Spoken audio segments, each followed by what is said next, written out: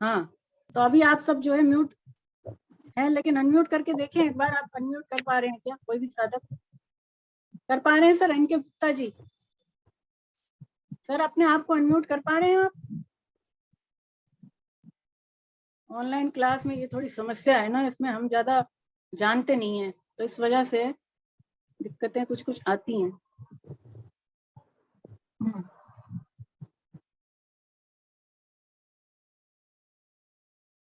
हाँ, अब हो जाएंगे आप। अब आ हाँ, अब आ मैम आवाज हो गया अनम्यूट मैं हो भी गई भूल मैम। जाती हूँ, देखिए मेरे को हाँ। भी। हाँ, इतना ज्यादा ध्यान नहीं रहता है कि कौन सा बटन किस चीज के लिए। मैम म्यूट ही रखना। हाँ, म्यूट ही रख देती हूँ मैं अभी।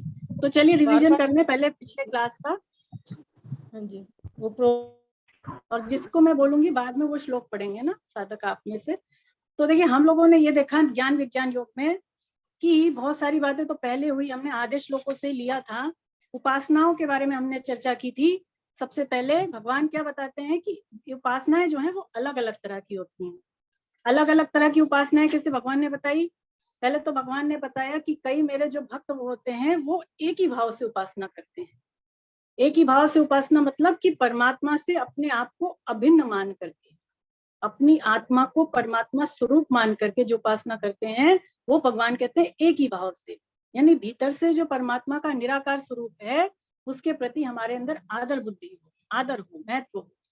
और कई साधक ऐसे होते हैं जो कि संसार को परमात्मा का विराट स्वरूप मान करके उपासना करते हैं। वो क्या है? कर्मयोग। कर्मयोग की क्या करता है कि संसार को भगवत स्वरूप मान करके और संसारिक चीजों से वो संसार की ही सेवा करता है।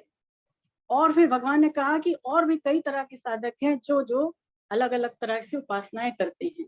तो स्वामी जी ने क्या समझाया था कि देखिए हम सबकी भावनाएं, श्रद्धा, योग्यता, सामर्थ्य जो है वो अलग अलग है।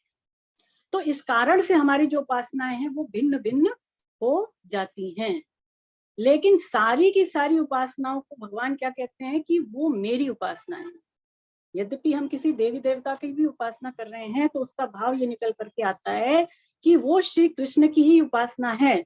लेकिन देखिए ये बात अलग है कि जैसी हमारी भावना रहेगी फल तो हमें उसी के अनुसार रहेगा, मिलेगा। यानी जैसी आपकी श्रद्धा होगी और जैसी आपकी भावना होगी फल तो उसी के अकॉर्डिंग मिलेगा। लेकिन उपासना जो भी जिस भी की देव देवता की कर रहे हैं वो भगवान की ही है। उसके बाद भगवान ने अपनी विभूतियों के बारे में बताया। क्या बताया भगवान ने? कि सूर्य रूप से भी मैं ही तपता हूँ और सूर्य के रूप में भी श्री कृष्ण ही है, ये हम लोगों ने देखा। भगवान कहते हैं कि मैं ही जल रूप से इसको ग्रहण करता हूँ। सूर्य जो है, सूर्य भगवान जल को ग्रहण करते हैं और फिर उसको वर्षा रूप से बरसा देते हैं। इससे हमारा जो है हमारे अंदर निरोगता आती है, हम हष्ट पुष्ट रहते हैं। तो ये सारी चीजें किससे हो रही हैं? सूर्य से। तो सूर्य भी जो है भगवान का ही रूप है। आगे भगवान क्या बताते हैं कि सत असत भी मैं ही हूँ, अमृत और मृत्यु भी मैं ही हूँ। ऐसा भगवान जो है बताते हैं। यानी कि सब कुछ भगवान ही है, ऐसा वो कहते हैं। स्वामी जी कहते हैं सब कुछ श्री कृष्ण ही है, ये मान लेना यानी ये विश्वास कर लेना विवेक से भी ज्यादा तेज है। विवेक कहाँ काम करेगा आपका? जहां पर हमें दो चीजों में भेद करना हो। जैसे मैंने आपको समझाया था कि सत असत में अगर भेद करना है तब तो हमें विवेक चाहिए। लेकिन जहां पर असत है ही नहीं, जहां पर मान लीजिए सच और झूठ में से झूठ है ही नहीं, तो वहां पर क्या विवेक की आवश्यकता है? वहां पर नहीं है। वहां पर केवल सत ही सत है। यानी केवल विश्वास की आवश्यकता है। विश्वास को अगर माने तो केवल केवल भगवान है ना, केवल केवल सत ही सत है। उसके बाद भगवान ने हमें बताया कि वेदों में बहुत सारे सकाम कर्मों का वर्णन हुआ है ना, ये हम लोगों ने देखा। और ऐसे मनुष्य जो सकाम भाव से यज्ञ दान तप रूपी कर्म करते हैं वो आवागमन को प्राप्त होते हैं। वेदों में बहुत सारी चर्चाएं हुई हैं कि हमें ये कर्म करेंगे तो स्वर्ग आदि लोकों की प्राप्ति हो जाएगी। तो उससे होगा क्या कि ज्यादा से ज्यादा हम लोकों में चले जाएंगे, लेकिन वहां से पुण्य क्षीण होने पर इस धरती पर आना पड़ेगा। लेकिन भगवान आगे क्या कहते हैं कि जो मेरे अनन्य भक्त होते हैं वो मेरा ही भजन करते हैं। वो इन चक्करों में नहीं पड़ते हैं कि क्या इसका फल मिलेगा, ये जो मैं अच्छे काम कर रहा हूँ, यज्ञ कर रहा हूँ, दान कर रहा हूँ। तो वो क्या करते हैं कि फल की चिंता किए बिना भगवान की प्रसन्नता के लिए, केवल भगवान के लिए ही वो कर्म करते हैं। और भगवान फिर क्या कहते हैं कि ऐसे जो भक्त होते हैं उनका योगक्षेम मैं वहन करता हूँ। योगक्षेम हमने देखा, योगक्षेम का क्या अर्थ है कि भगवान अप्राप्त वस्तु की तो प्राप्ति करा देते हैं, और जो चीजें हमें मिल गई हैं भगवान उसका क्षेम यानी उसकी रक्षा वो स्वयं करते हैं। आगे भगवान कहते हैं कि जो वस्तुतः देवी देवताओं की उपासना करते हैं ऐसे साधक भी वस्तुतः मेरी ही उपासना करते हैं। भगवान जगह जगह ये बात कह रहे हैं इस अध्याय में कि देवी देवताओं की उपासना करने वाले भी मेरी ही उपासना कर रहे हैं, लेकिन वो कैसे कर रहे हैं? वो कर रहे हैं अविधि पूर्वक। अविधि पूर्वक मतलब कि देवी देवताओं को मुझसे अलग मान करके उनकी उपासना करते हैं। मतलब भाव क्या निकल के आ रहा है कि यदि हम किसी भी देवी देवता की उपासना करें लेकिन निष्काम भाव से करें, कामना नहीं रखें, और इसके अलावा उसको भगवान मान करके ही करें, भाई गणेश जी के रूप में भी भगवान है, दुर्गा माता के रूप में भगवान है, हनुमान जी के रूप में भगवान है, ऐसे उसको भगवत स्वरूप मान करके यदि उनकी उपासना करते हैं तो ये श्री कृष्ण की उपासना ही मानी जाएगी। और इसका जो फल भी मिलेगा वो कैसा? वो अविनाशी यानी वो सत्फल होगा ना। तो भगवान कहते हैं कि ऐसे जो भक्त होते हैं उनको जो फल मिलता है वो मेरी प्राप्ति हो जाती है। आगे भगवान ने बताया कि संपूर्ण चीजों का भोक्ता और मालिक मैं ही हूँ। इसका क्या अर्थ देखा हमने कि इस संसार में जो कुछ भी चीजें हो रही हैं, यदि हम किसी को दान दे रहे हैं, किसी का भला कर रहे हैं, या अपने परिवार वालों की भी सेवा कर रहे हैं, या यज्ञ दान तक जैसे पुण्य कर्म कर रहे हैं, तो वस्तुतः वो भगवान के लिए ही हो रहा है। इससे पुष्टि भगवान को ही मिल रही है, सहायता भगवान को ही मिल रही है। और भगवान कहते हैं कि वो सारी चीजों के रूप में, अलग अलग चीजों के रूप में मैं ही सबको ग्रहण करने वाला हूँ। संपूर्ण चीजों को अलग अलग रूपों से ग्रहण करना ही भगवान का भोक्तापन है। और भगवान का मालिक बनना क्या है? भगवान का मालिक बनना यह है कि उनकी दो तरह की प्रकृतियां हैं। कौन कौन सी? परा और अपरा। तो भगवान इसके वास्तविक मालिक है।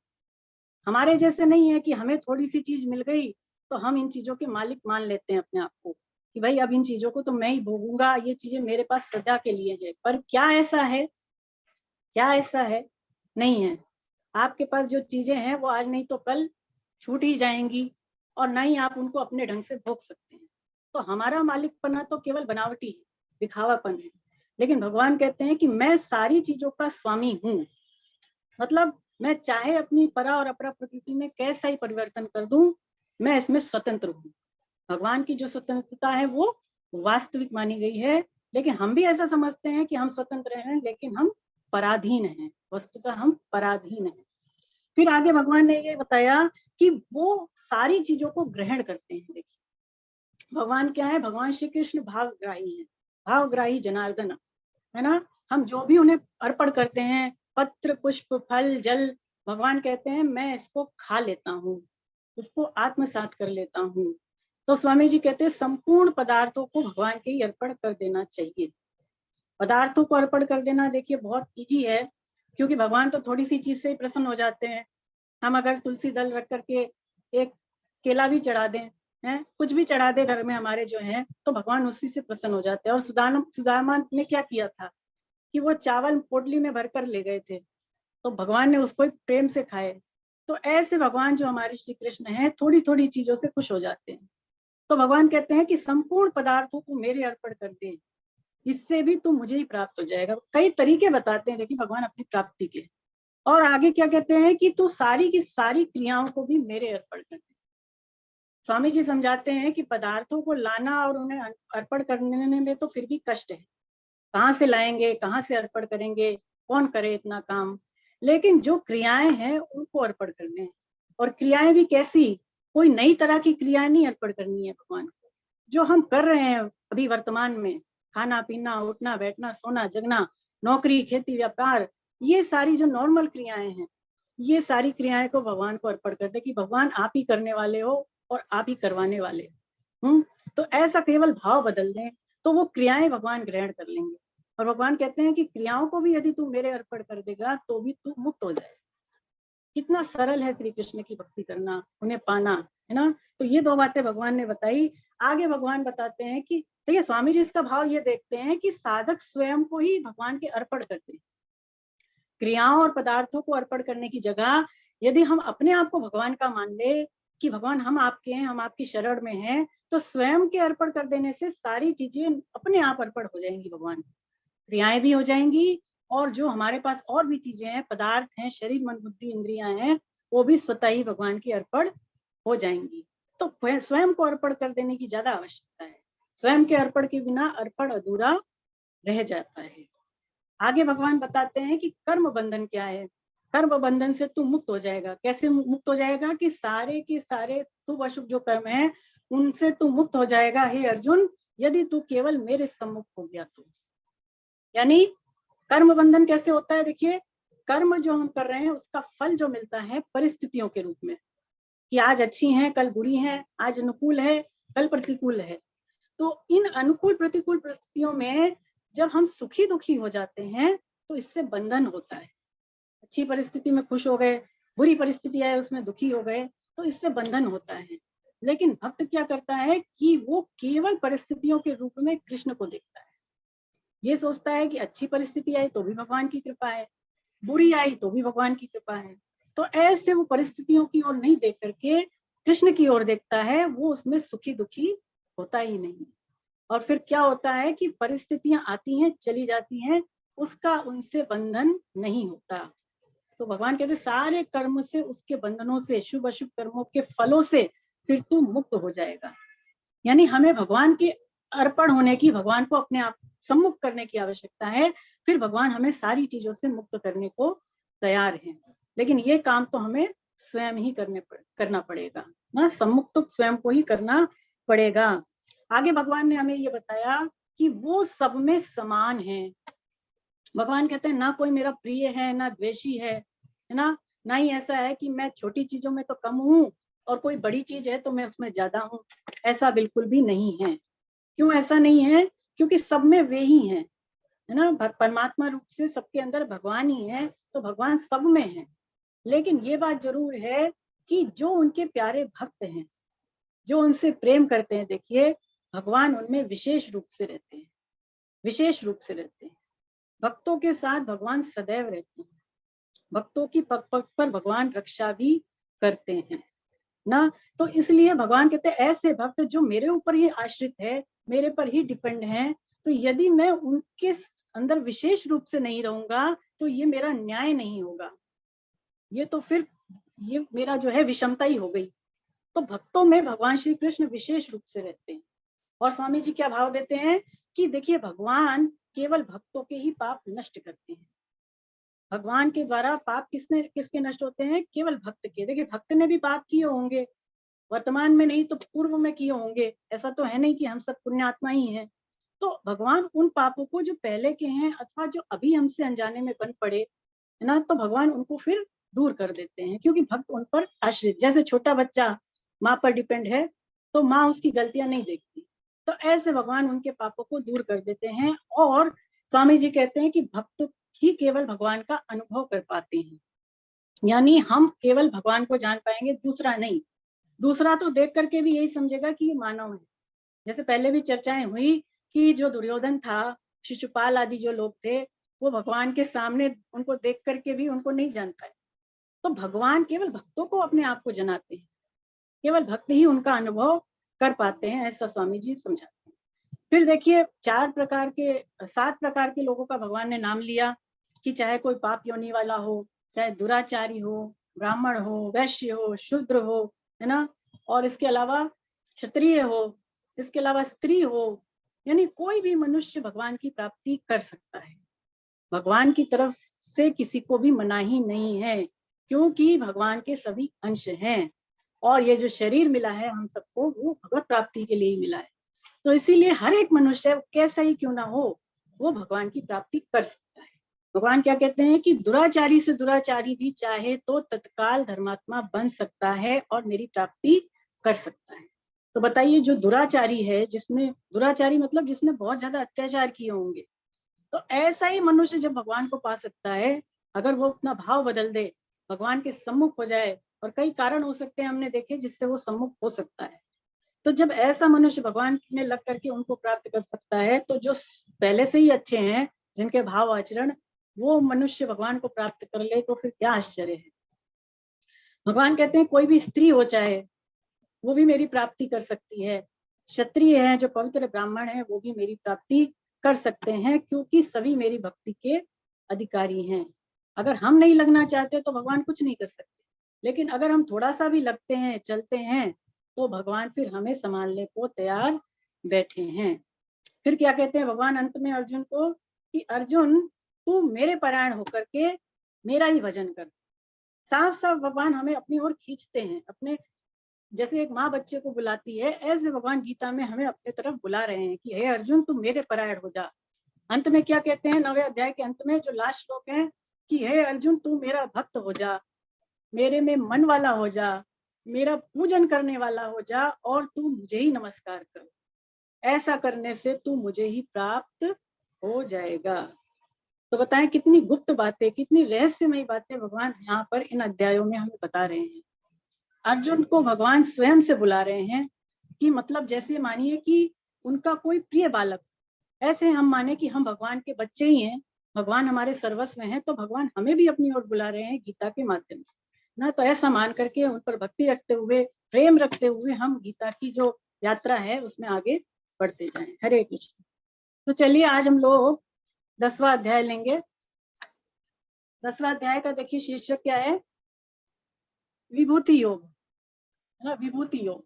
तो अब देखिए जैसे कि नाम से पता चल रहा है कि इस अध्याय में हमें भगवान बहुत सारी विभूतियों के बारे में बताने वाले हैं। बहुत सारी विभूतियां भगवान बताएंगे। विभूति का क्या अर्थ है, पहले तो विभूति समझें। तो देखिए विभूति कहते हैं ऐश्वर्य को।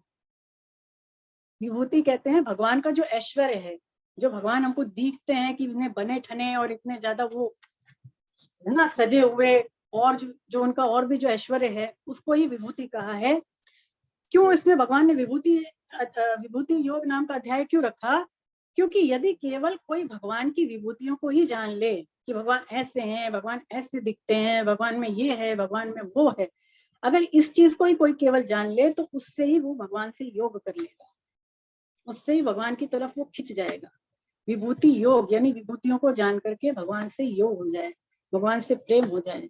तो इस कारण से भगवान ने अब विभूतियां इस अध्याय में अपनी बताई हैं ना। तो इसको हम लेंगे, तो हम लोग जो है अब एक एक श्लोक लेंगे। तो जो भी साधकों के मैं नाम लूंगी आप पढ़ेंगे उसमें से। और देखिए पहले से लेकर जो 7 तक श्लोक आए हैं उसमें तो विशेषता भगवान ने अपनी विभूतियां ही बताई हैं, और योग शक्ति, जो उनकी योग शक्ति है उसको, उसका भी भगवान ने इसमें जो है जानने का फल बताया। उसको जानना और उसके जानने का क्या फल है वो भगवान 1 से लेकर के 7वें श्लोक तक बताएंगे। तो पहला श्लोक पढ़ें। मैं सबसे पहले उमा शर्मा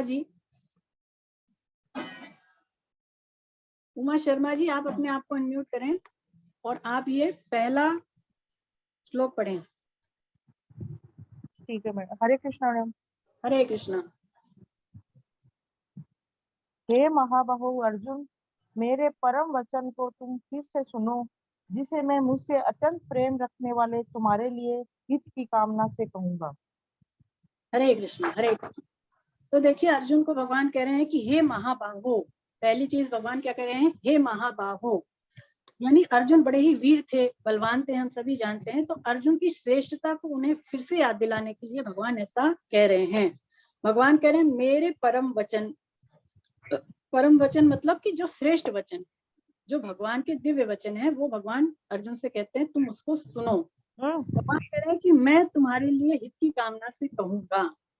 तो स्वामी जी समझाते हैं कि देखिए भगवान की जो विभूतियां हैं, अब भगवान कहने वाले हैं, तो भगवान की विभूतियों को यदि कोई मनुष्य जान ले तो जैसे मैंने अभी बताया, तो उसका भगवान के प्रति प्रेम और भक्ति जागृत हो जाती है। और इसीलिए हमने देखा कि जब हम 7वें अध्याय में थे देखिए, तो वहां पर भी भगवान ने अपनी 17 विभूतियां बताई। कितनी बताई? 17 विभूतियां 7वें अध्याय में बताई। और फिर जब हम 9वें अध्याय में यानी पिछले अध्याय में थे, उस अध्याय में भी भगवान ने अपनी 37 विभूतियां बताई। 37 विभूतियां वहां भी बताई। और अब इस अध्याय में भगवान ने और भी ज्यादा विभूतियां अपनी बताई हैं। जगह जगह भगवान अपनी विभूतियां बताते हैं। स्वामी जी कहते हैं कि जहां कहीं भी भगवान ने अपने विशेष महत्ता को, ऐश्वर्य को है ना, और अपने प्रभाव आदि का वर्णन किया है, तो वहां वहां भगवान ने रहस्य और परम वचन जैसे शब्दों का प्रयोग किया है। जहां जहां भगवान अपनी विशेषता बताते हैं, महत्ता बताते हैं, वहां वहां भगवान क्या यूज करते हैं कि हे अर्जुन मेरे रहस्यमय वचनों को सुनो, या फिर मेरे परम वचनों को सुनो, ऐसा भगवान जो है हमें कहते हैं। भगवान कह रहे हैं कि हे अर्जुन तुम्हारे हित की कामना से कहूंगा। तो हमारे अंदर एक शंका पैदा हो सकती है कि देखिए गीता में भगवान ने जगह जगह कामनाओं का निषेध बताया है, लेकिन अब वो यहाँ अर्जुन से कह रहे हैं स्वयं कि मैं तुम्हारे हित की कामना से कहूंगा। तो स्वयं क्यों कामना कर रहे हैं? तो स्वामी जी बताते हैं, देखिए कामनाएं जो है वो किसको कहा है गीता में, कि यदि केवल हम अपने लिए कुछ चाह रहे हैं, हम अपने स्वार्थ की दृष्टि से कोई चीज चाह रहे हैं, उसको यदि हम अपने लिए मांग रहे हैं तो वो तो कामना है। लेकिन अगर हम किसी दूसरे का हित चाहते हैं, दूसरे का भला करना चाहते हैं, तो ये कामना नहीं है, ये कामना नहीं है। स्वामी जी कहते हैं ये तो त्याग ही है, ये त्याग कहलाती है। और इससे क्या होता है कि जो हमारी कामनाएं हैं उसको मिटाने के लिए ये साधन रूप से है। दूसरों के लिए अगर हम अच्छी चीजों की कामना करते हैं तो इससे हमारी कामनाएं मिटती हैं, कामनाओं को हमारी को मिटाने के लिए ये साधन के समान ही है। तो भगवान कह रहे हैं कि मैं मेरे परम वचनों को तुम सुनो, तो जिसको जानने के बाद क्या होगा कि तुम जो है मुझसे ही प्रेम करने लग जाओगे, अंततः तुम्हारा जो लक्ष्य है तुम उसको पा जाओगे तुम्हारे हित की कामना से। तो स्वामी जी कहते हैं कि जीव का जितना हित भगवान चाहते हैं उतना दूसरा कोई नहीं चाह सकता। उमा राम सम जग हित माही, गुरु पितु मातु बंधु प्रभु नाही। यानी भगवान जितना हमारा भला करते हैं शायद हमारे माँ बाप भी हमारा उतना भला नहीं चाहते। तो इसीलिए भगवान अर्जुन से ऐसा कहते हैं कि तुम्हारे हित की कामना से कहूंगा। तो चलिए अब क्या कहते हैं भगवान अर्जुन से आगे, इसको पढ़ें। उमा जी। हरे कृष्णा मैडम। मेरे हरे कृष्ण। मेरे प्रकट होने को न देवता जानते हैं और न महर्षि, क्योंकि मैं सब प्रकार से देवताओं का और महर्षियों का आदि हूँ। तो यहाँ पर भगवान कह रहे हैं कि जो मैं प्रकट होता हूँ उसको देवता या महर्षि नहीं जानते हैं। स्वामी जी इसका भाव देते हैं कि देखिए जो भगवान अलग अलग रूपों में अवतार लेते हैं, अलग अलग रूपों में भगवान ने अवतार लिए, जैसे कच्छप अवतार, वराह अवतार, नरसिंह अवतार, है ना, आदि आदि, वामन अवतार। तो ऐसे जो भगवान ने अलग अलग अवतार लिए, तो इसका उद्देश्य होता है अवतार लेने का, इसका जो कारण होता है, स्वामी जी कहते हैं देवता इसको नहीं जान सकते। हम ये सोचे कि हम तो जानते ही नहीं, लेकिन देवता लोग भी नहीं जानते। देखिए देवता तो भगवान के पूरी तरह से दर्शन कर ले ये भी उनके लिए संभव नहीं है। देवलोक में जो देवता लोग हैं वो भगवान के दर्शन करें, जरूरी नहीं है कि भगवान वो चाहें और उनको दिख जाएं। क्यों? क्योंकि देवताओं का भगवान के प्रति प्रेम नहीं है। स्वामी जी कहते हैं कि देवलोग जो है केवल भगवान के प्रति आकर्षण रखते हैं, न कि प्रेम। तो देवता लोग को तो भगवान के दर्शन भी दुर्लभ है, तो जान कैसे सकते हैं? और इसके अलावा भगवान कह रहे महर्षि भी मुझे नहीं जान सकते। महर्षि क्यों नहीं जान सकते? क्योंकि देखिए ऐसे जो महर्षि हैं, स्वामी जी कहते हैं कि जिन्होंने अनेक विद्याओं को, अलग अलग कलाओं को, मंत्रों को, शक्तियों आदि को प्रकट किया है, ऐसे जो जीवन मुक्त तत्वज्ञ महापुरुष हैं वो भी भगवान के प्रकट होने के रहस्य को, उनकी लीलाओं को पूरी तरह से नहीं जान सकते। इसका कारण भी भगवान स्वयं इस श्लोक में बता रहे हैं। क्यों? क्योंकि मैं सब प्रकार से इनका आदि हूँ, क्योंकि मैं इनसे पहले आया, तो ये मुझे नहीं जान सकते। जैसे एक शिशु होता है, तो जो शिशु अगर मान लीजिए थोड़ा बड़ा भी हो जाए, तो क्या वो अपने माँ को जान लेगा पूरा? शिशु नहीं जान सकता, बच्चा नहीं जान सकता। बच्चा, स्वामी जी कहते हैं, ना तो वो ये जान सकता है कि उसकी माँ का विवाह कैसे हुआ, और ना ही वो अपने शरीर के पैदा होने के रहस्य को भी जान सकता है। तो ऐसे जितने देवता हैं, जितने महर्षि हैं, वो क्योंकि भगवान से ही प्रकट हुए हैं, तो इसलिए वो भगवान को पूरी तरह से नहीं जान सकते। स्वामी जी बड़ी अच्छी बात बताते हैं श्लोक के बारे में कि भगवान को जानने के लिए तो भगवान से एक होना पड़ेगा, भगवान में लीन होना पड़ेगा, और संसार को जानने के लिए संसार से अलग अपनी स्थिति को हमें अनुभव करना पड़ेगा।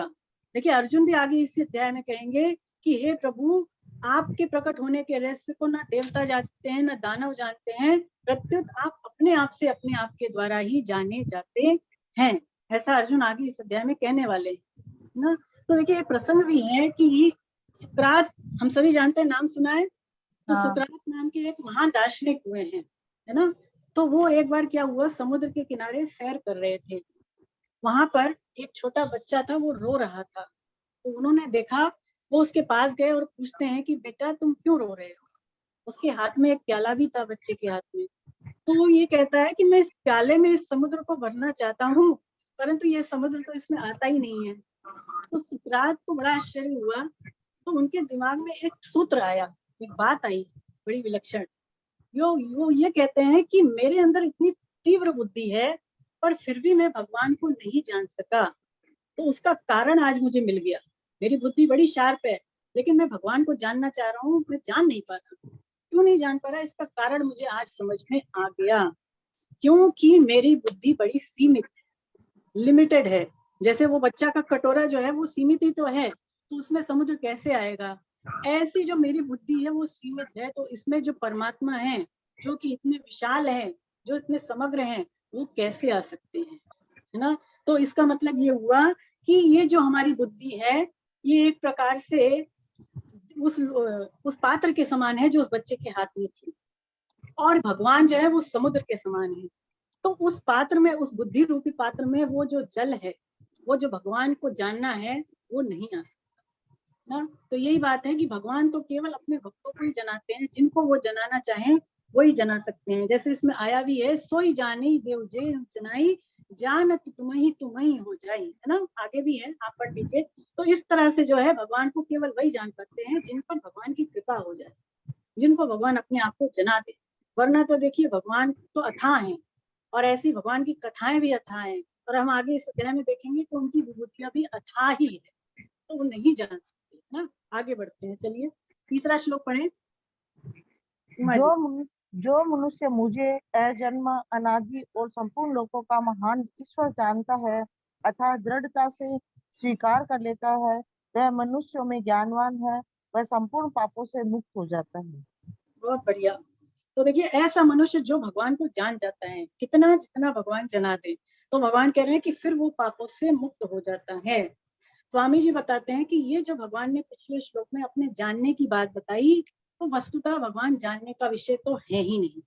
हमें क्या जरूरत है कि हम भगवान को जान ले, बताएं, उससे हो क्या जाएगा। स्वामी जी कहते हैं कि भगवान को जानने की आवश्यकता नहीं है, भगवान को मानने की और अनुभव करने की आवश्यकता है। भगवान को मान लें जैसा वो कह रहे हैं, और उनको हम अनुभव कर लें, केवल इतनी हमें आवश्यकता है। स्वामी जी समझाते हैं कि जानने का विषय तो ये उनकी जो प्रकृति है, जो भगवान ने प्रकृति बताई, वो भी नहीं है। प्रकृति भी जानने का विषय नहीं है, तो जो उससे अतीत श्री कृष्ण है, जो भगवान है, वो जानने का विषय कैसे हो सकते हैं। आप बताएं कि ये जो हमें प्रकृति दिखाई दे रही है, क्या इसी को हम जान सकते हैं पूरी तरह से? अपने शरीर को पूरी तरह से जान सकते हैं क्या? नहीं जान सकते। तो फिर भगवान को कैसे जान सकते हैं? भगवान तो वस्तुतः जानने का विषय है ही नहीं, है ना। इसके पहले भी देखिए 9वें अध्याय के 24वें श्लोक में भगवान ने क्या कहा था कि जो मनुष्य मुझे नहीं जानता है उसका तो पतन हो जाता है, 9वें अध्याय के 24वें श्लोक में। और यहाँ पर भगवान कह रहे हैं कि जो मुझे जान जाता है वो पापों से मुक्त हो जाता है। दो तरह की बातें भगवान हमेशा जो है वाइस वर्सा इस तरह की बातें करते हैं। स्वामी जी कहते हैं पापों से मुक्त होने का मतलब क्या? पापों से मुक्त होने का मतलब यही कि जो तीन गुण हैं, सत रज और तम, इनसे हम मुक्त हो जाएं। क्योंकि जितने भी पाप हैं, जितने पुण्य हैं, इसी से बनते हैं। अगर हम तीनों गुणों का अतिक्रमण कर जाएं तो पाप नहीं रहेंगे, फिर जो है हम बिल्कुल जो है गुणातीत हो जाएंगे, है ना। तो पापों से मुक्त होने का यही अर्थ है कि तीनों गुणों से अतीत हो जाना, इसका ये भाव देते हैं। चलिए अब आगे बढ़े। उमा जी, चौथा और पांचवा आप पढ़ें। बुद्धि ज्ञान असमोह क्षमा सत्य दम सम तथा सुख दुख उत्पत्ति विनाश भय अभय और अहिंसा समता संतोष तप दान यश और अपयश प्राणियों के ये अनेक प्रकार के अलग अलग भाव मुझसे ही होते हैं। तो देखिए अब यहाँ पर चौथे और पांचवें श्लोक में भगवान ने अलग अलग भाव बताए। टोटल कितने भाव बता रहे हैं भगवान यहाँ पर? 20 भाव ना। ये 20 भाव भगवान कह रहे हैं कि वो मुझसे ही होते हैं। और इसके पहले भी हम याद करें कि जब हम लोग 7वें अध्याय में थे तो 14वें श्लोक में भगवान ने ये बात कही थी कि सत रज और तम भाव मुझसे ही होते हैं, ये मुझसे ही होते हैं ना। तो यहाँ पर भी कुछ इसी तरह की बात भगवान कह रहे हैं। स्वामी जी समझाते हैं कि देखिए ज्ञान की दृष्टि से यदि हम देखें तो ये सारे के सारे भाव प्रकृति से हो गए, प्रकृति से ही तो हो रहे हैं। लेकिन अगर भक्ति की दृष्टि से हम देखते हैं तो ये सारे के सारे भाव श्री कृष्ण से होते हैं, है ना, श्री कृष्ण से हो रहे हैं। और यदि हम इन भावों को अपना माने, यानी जीव यदि इन भावों को अपना भी मान ले, तो हम क्या हैं, हम भगवान की परा प्रकृति हैं। तो इस कारण से भी ये भाव भगवान के हो गए। भाई प्रकृति भी भगवान की, हम भी यानी जीवात्मा भी भगवान का। तो इस तरह से जब जीवात्मा के भाव भी किसके हो गए, वो परमात्मा के ही हो गए। तो सारे के सारे भाव एक तरह से परमात्मा से ही होते हैं। लेकिन देखिए परमात्मा में तो ये भाव निरंतर रहते हैं, मतलब क्या है कि बने रहते हैं, कभी भी परमात्मा से दूर नहीं होते। लेकिन हमारे अंदर ये भाव स्वामी जी कहते हैं परा अपरा के संग से आते जाते रहते हैं, अपरा के संग से, है ना। यानी अपरा का संग होता है तो कभी हम अपने में देखिए अच्छे भाव महसूस करते हैं और कभी बुरे भाव भी हमारे अंदर आ जाते हैं। लेकिन परमात्मा में ऐसा नहीं, परमात्मा में जो है अच्छे भाव सदैव ही विराजमान रहते हैं। इसको एक उदाहरण से समझे। देखिए रामायण में बहुत सारे कांड हैं। रामायण में आपने पढ़ा होगा कि बाल कांड है, अयोध्या कांड है, अरण्य कांड है, ऐसा बहुत सारे कांड है ना। तो ये सारे के सारे कांड हैं किसमें, ये हैं तो एक रामायण में ही। जितनी भी लीलाएं हैं वो रामायण का अंग मानी गई हैं, रामायण का हिस्सा मानी गई हैं। तो सारे इसी तरह से स्वामी जी बताते हैं कि संसार में जो कुछ भी है, जितने भी भाव हैं और जितने भी क्रियाएं हैं, हमें ऐसा मानना चाहिए कि ये सब भगवान से ही है, भगवान ही इस रूपों में लीला कर रहे हैं, ऐसा हमें मानना चाहिए। यानी जो कुछ हो रहा है वो तो भगवान का स्वरूप, जो कुछ है वो तो भगवान का स्वरूप है, यानी क्रिया और पदार्थ तो भगवान का स्वरूप है। और जो कुछ भी संसार में हो रहा है, देखिए चाहे वो जन्म हो, चाहे मृत्यु हो, चाहे स्वर्ग हो, चाहे नरक हो, चाहे अनुकूलता हो, चाहे प्रतिकूलता हो, वो सारा स्वामी जी कह रहे हैं ऐसा मानना चाहिए वो भगवान की लीला ही है। ऐसा हमें एक दृष्टि केवल भगवान पर ही रखनी चाहिए, ऐसा ये श्लोक कहता है ना। तो आगे बढ़े, अब आप जो है छठा श्लोक पढ़ें, छठा श्लोक पढ़ें। 7 महर्षि और उनसे भी पहले होने वाले 4 सनकादिक का 14 मनु, ये सब के सब मेरे मन से पैदा हुए हैं और मुझे भाव भक्ति रखने वाले हैं, जिनकी संसार में ये संपूर्ण प्रजा है। हरे कृष्ण, हरे कृष्ण, हरे कृष्ण। तो देखिए यहाँ पर अब भगवान कई लोगों के नाम ले रहे हैं श्लोक में ना। 7 महर्षि जन, फिर भगवान कह रहे हैं कि 4 उनसे भी पहले वाले सनकादि और स्वयंभू मनु, 14 मनु। स्वयंभू कितने मनु, 14। तो ये टोटल मिलाकर के कितने हो गए, ये हो गए कुल 20, है ना। तो ये 20 के 20 भगवान से ही हो रहे हैं, ऐसा भगवान कह रहे हैं। देखिए भगवान ने जब संकल्प लिया तो ये सृष्टि उत्पन्न हो गई, भगवान के मन संकल्प लेने मात्र से सृष्टि उत्पन्न हो गई। और ये जो सृष्टि है इसको मानसिक प्रजा कहा गया, मानसिक प्रजा, अथवा इसको जो है नादज प्रजा भी कहते हैं ना। लेकिन ये जो सृष्टि भगवान के मन से उत्पन्न हुई, देखिए उससे बहुत ज्यादा सृष्टि का विस्तार नहीं हुआ, सृष्टि इससे बढ़ी नहीं। तो ब्रह्मा जी को बड़ी चिंता हुई, तो भगवान ब्रह्मा जी ने फिर एक दूसरी सृष्टि उत्पन्न की। वो किससे उत्पन्न की, मनु और शत्रुपा से।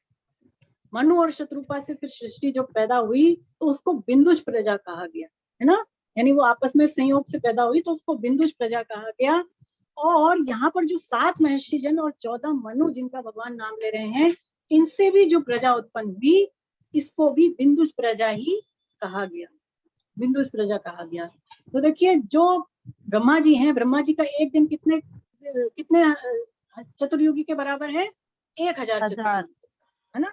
तो ब्रह्मा जी का जो एक दिन है वो 1000 चतुर्युगी है। और प्रत्येक चतुर्युगी में जो है 14 मनु होते हैं। कितने मनु होते हैं, 14 मनु। और 14 मनुओं, 14 में से हर एक मनु का जो शासन काल होता है, राज्य करने का जो समय होता है, उसको एक मनवंतर कहा जाता है, उसको एक मनवंतर कहा जाता है। और ऐसा कहते हैं कि हर एक जो मनवंतर होता है उसके जो इंद्र होते हैं और जो 7 ऋषि, जैसे यहाँ पर भगवान कह रहे हैं ना 7 महर्षि जन, उसके जो 7 ऋषि होते हैं, सप्तर्षि होते हैं, वो भी अलग अलग ही होते हैं। अभी ये जो वर्तमान में मनवंतर चल रहा है इसको स्वयंभू मनवंतर कहा गया है। और इसके जो सप्तर्षि हैं उसके नाम दिए हुए हैं आपकी पुस्तक में, मरीचि, अंगिरा, अत्रि, पुलस्त्य, पुलह, क्रतु, वशिष्ठ, है ना। ये सारे सप्तर्षि इस मनवंतर में चल रहे हैं। तो यही गोत्रों के प्रवर्तक हैं, गोत्रों के। और इनसे ही सारी सृष्टि जो है बढ़ी, सारी सृष्टि का इनसे ही विस्तार अब हो रहा है, ऐसा ये श्लोक में भगवान समझा रहे हैं। चलिए अब 7वां श्लोक, अब आप रुक जाएं उमा जी, अब मैं मंजू शंकर मैडम से निवेदन करूंगी कि वो पढ़ें 7वां श्लोक। 7वां 8वां 9वां एक साथ दिया हुआ है, पढ़ ले चाहे आप तो तीनों ही एक साथ। मैडम हरे कृष्णा मैम। हरे कृष्णा मैम, हरे कृष्णा। हरे कृष्णा। हरे कृष्णा हरे कृष्णा। एतां विभूति योगम च मम योगेति तत्तः स्वविकम्पेन तो अविकम्पेन योगेन युज्यते नाथ संशयः। अहं सर्वस्य प्रभुवो मत्तः सर्वं प्रवर्तते इति मत्वा भजन्ते मां बुधा भाव समन्वितः मंचिता मद भगता प्राणा बोधयन्ते परस्परं कथयन्तश्च मां नित्यं तुष्यन्ति च रमन्ति च। जो मनुष्य मेरी इस विभूति को और योग सामर्थ्य को तत्व से जानता है अर्थात दृढ़ता पूर्वक संदेह रहित स्वीकार कर लेता है, वह अविचल भक्ति योग से युक्त हो जाता है। हरे कृष्णा। इसमें कुछ भी संशय नहीं है। हरे कृष्णा। चलिए एक एक लीजिए आप, है ना। तो इसमें 7वां श्लोक जो है उसको पहले समझें। तो भगवान कह रहे हैं कि मेरी इस विभूति और योग सामर्थ्य को जो तत्व से जानता है, वो जो स्वीकार कर लेता है, वो अविचल भक्ति योग से युक्त हो जाता है ना। तो इसका मतलब यही है कि अगर हम भगवान को जान लेंगे तो भगवान से हमारा योग हो जाएगा। जैसे शुरू में इस अध्याय के आरंभ में ही हमने चर्चा की, तो भगवान की विभूति है क्या, पुनः इसको जान ले कि भगवान की विभूति क्या है। स्वामी जी कहते हैं कि भगवान का जो ऐश्वर्य है ना, भगवान का जो आकर्षण कह लें, तो उसी का नाम जो है विभूति है, और भगवान की जो अलौकिक विलौकिक शक्ति है उसका नाम योग है। भगवान की शक्ति का नाम क्या है, योग है, और उससे प्रकट होने वाली जो विशेषताएं हैं उसको हम विभूति कह सकते हैं। देखिए हमने योग का अर्थ गीता में और भी देखा था। हमने क्या देखा था कि एक समता भी योग ही है, भगवान के साथ हमारा जो संबंध है वो भी योग है। और अब यहाँ पर भगवान कह रहे हैं कि सामर्थ्य, तो सामर्थ्य भी योग के अर्थ में है ना। तो सामर्थ्य का अर्थ भी यहाँ पर योग से लेना चाहिए। समता, सामर्थ्य और जो है संबंध, इस तीन के अर्थ में योग का जो है परिभाषा आई है। तो हमारे अंदर जो सामर्थ्य आती है, स्वामी जी कहते हैं, वो भी एक परमात्मा तत्व से ही आती है। लेकिन एक सूक्ष्म बात यह है कि आंशिक रूप से हमारे अंदर जो सामर्थ्य आ रही है वो निष्काम होने से आ रही है। यानी निष्काम होने से हमारे अंदर जो है कैपेबिलिटी, क्षमता, वो आ जाती है। जैसे कि हम देखें कि यदि व्यक्ति कोई बहुत ज्यादा काम कर रहा है तो वो अधिक काम करते करते थक जाए और थोड़ी देर यदि विश्राम कर ले तो क्या होगा कि उसके अंदर काम करने की शक्ति आ जाएगी। यदि कोई बहुत ज्यादा बोल रहा है, बहुत ज्यादा बातें कर रहा है, तो थोड़ी देर यदि वो चुप हो जाए तो उसके अंदर बोलने की शक्ति आ जाएगी। इसी तरह स्वामी जी कहते हैं कोई जीते जीते यदि मर जाए तो मरने पर जीने की शक्ति भी आ जाती है। कामनाओं के रहते हमारी शक्तियां क्षीण होती हैं, और जब कामनाएं नहीं रहती, निष्काम हो जाते हैं, तो महान शक्ति आ जाती है। और स्वामी जी कहते हैं कि महासर्ग के समय तो हमारी शक्तियां क्षीण होती हैं, महाप्रलय के समय शक्तियां इकट्ठी होती हैं। अपरा के संग से शक्तियां जाती हैं, क्षीण होती हैं, और अपरा के वियोग होने से हमारे अंदर महान शक्ति आ जाती है ना। तो यहाँ पर भगवान कहते हैं कि जो मुझे जान लेता है, ये जान लेता है जो कि तत्व से सब जगह मैं ही मैं हूँ, जो अच्छी चीजें हैं उसमें भी मैं हूँ, जो चीजें हमारे दिमाग बुद्धि में नहीं आ रही है उसमें भी मैं ही हूँ, ऐसा जो जान जाता है, भगवान कह रहे हैं कि वो फिर अविचल भक्ति योग से युक्त होगा। अविचल भक्ति योग का तात्पर्य क्या है कि देखिए ऐसी भक्ति से फिर वो युक्त हो जाता है कि जो जिसमें से वो स्वयं भी नहीं हिल सकता, नहीं डिग सकता, और कोई दूसरा भी उसको नहीं हिला सकता।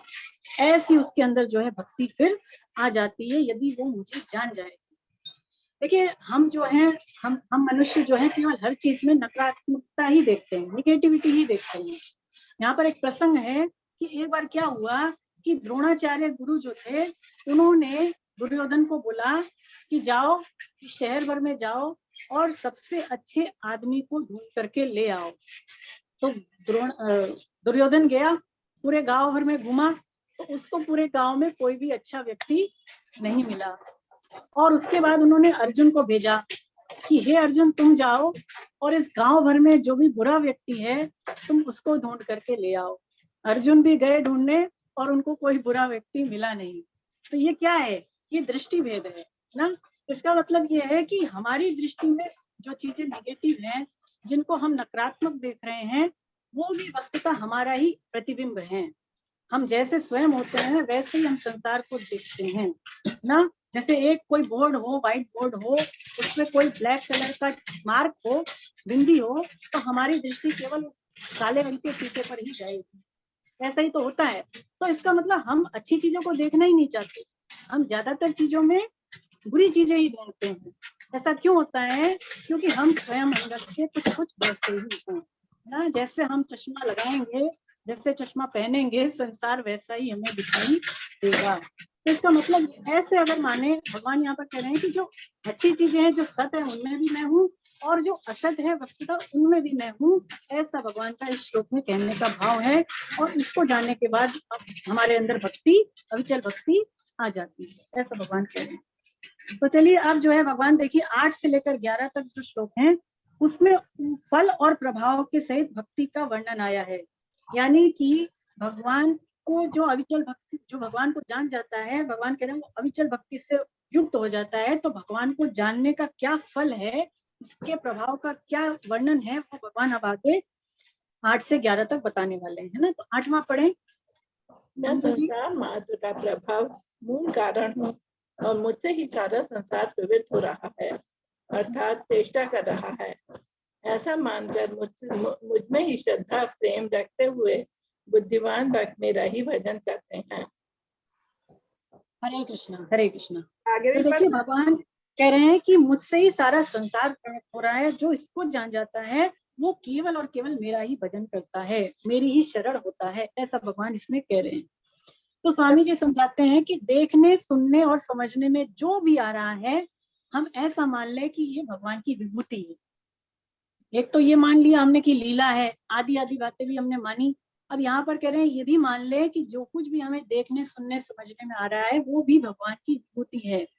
इसके अलावा संसार में XYZ जो कुछ भी हो रहा है, स्वामी जी कहते हैं जितनी भी चेष्टाएं हो रही हैं, चेष्टाओं का मतलब चाहे वो संसार में उत्पत्ति हो रही है, प्रलय हो रही है ना, स्थिति हो रही है, पालन हो रहा है, पोषण हो रहा है, संरक्षण हो रहा है, वो सारा का सारा कुछ भगवान कह रहे हैं मुझसे ही हो रहा है। जितने भी संसार में क्रियाएं हो रही हैं वो भी भगवान कह रहे हैं कि वो मुझसे ही हो रही है। जो इस संसार को सत्ता स्फूर्ति मिलती है वो भी किससे मिल रही है? भगवान के कहने का भाव है कि वो मुझसे ही मिल रही है। इसका तात्पर्य क्या है कि साधक की दृष्टि प्राणी मात्र के भाव आचरण की तरफ नहीं जानी चाहिए, क्रियाओं की तरफ हमारी दृष्टि किसी के नहीं जानी चाहिए। केवल जो सबके भीतर परमात्मा तत्व है उसके ऊपर ही हमें दृष्टि रखनी चाहिए, ऐसा भगवान इस श्लोक में समझा रहे हैं।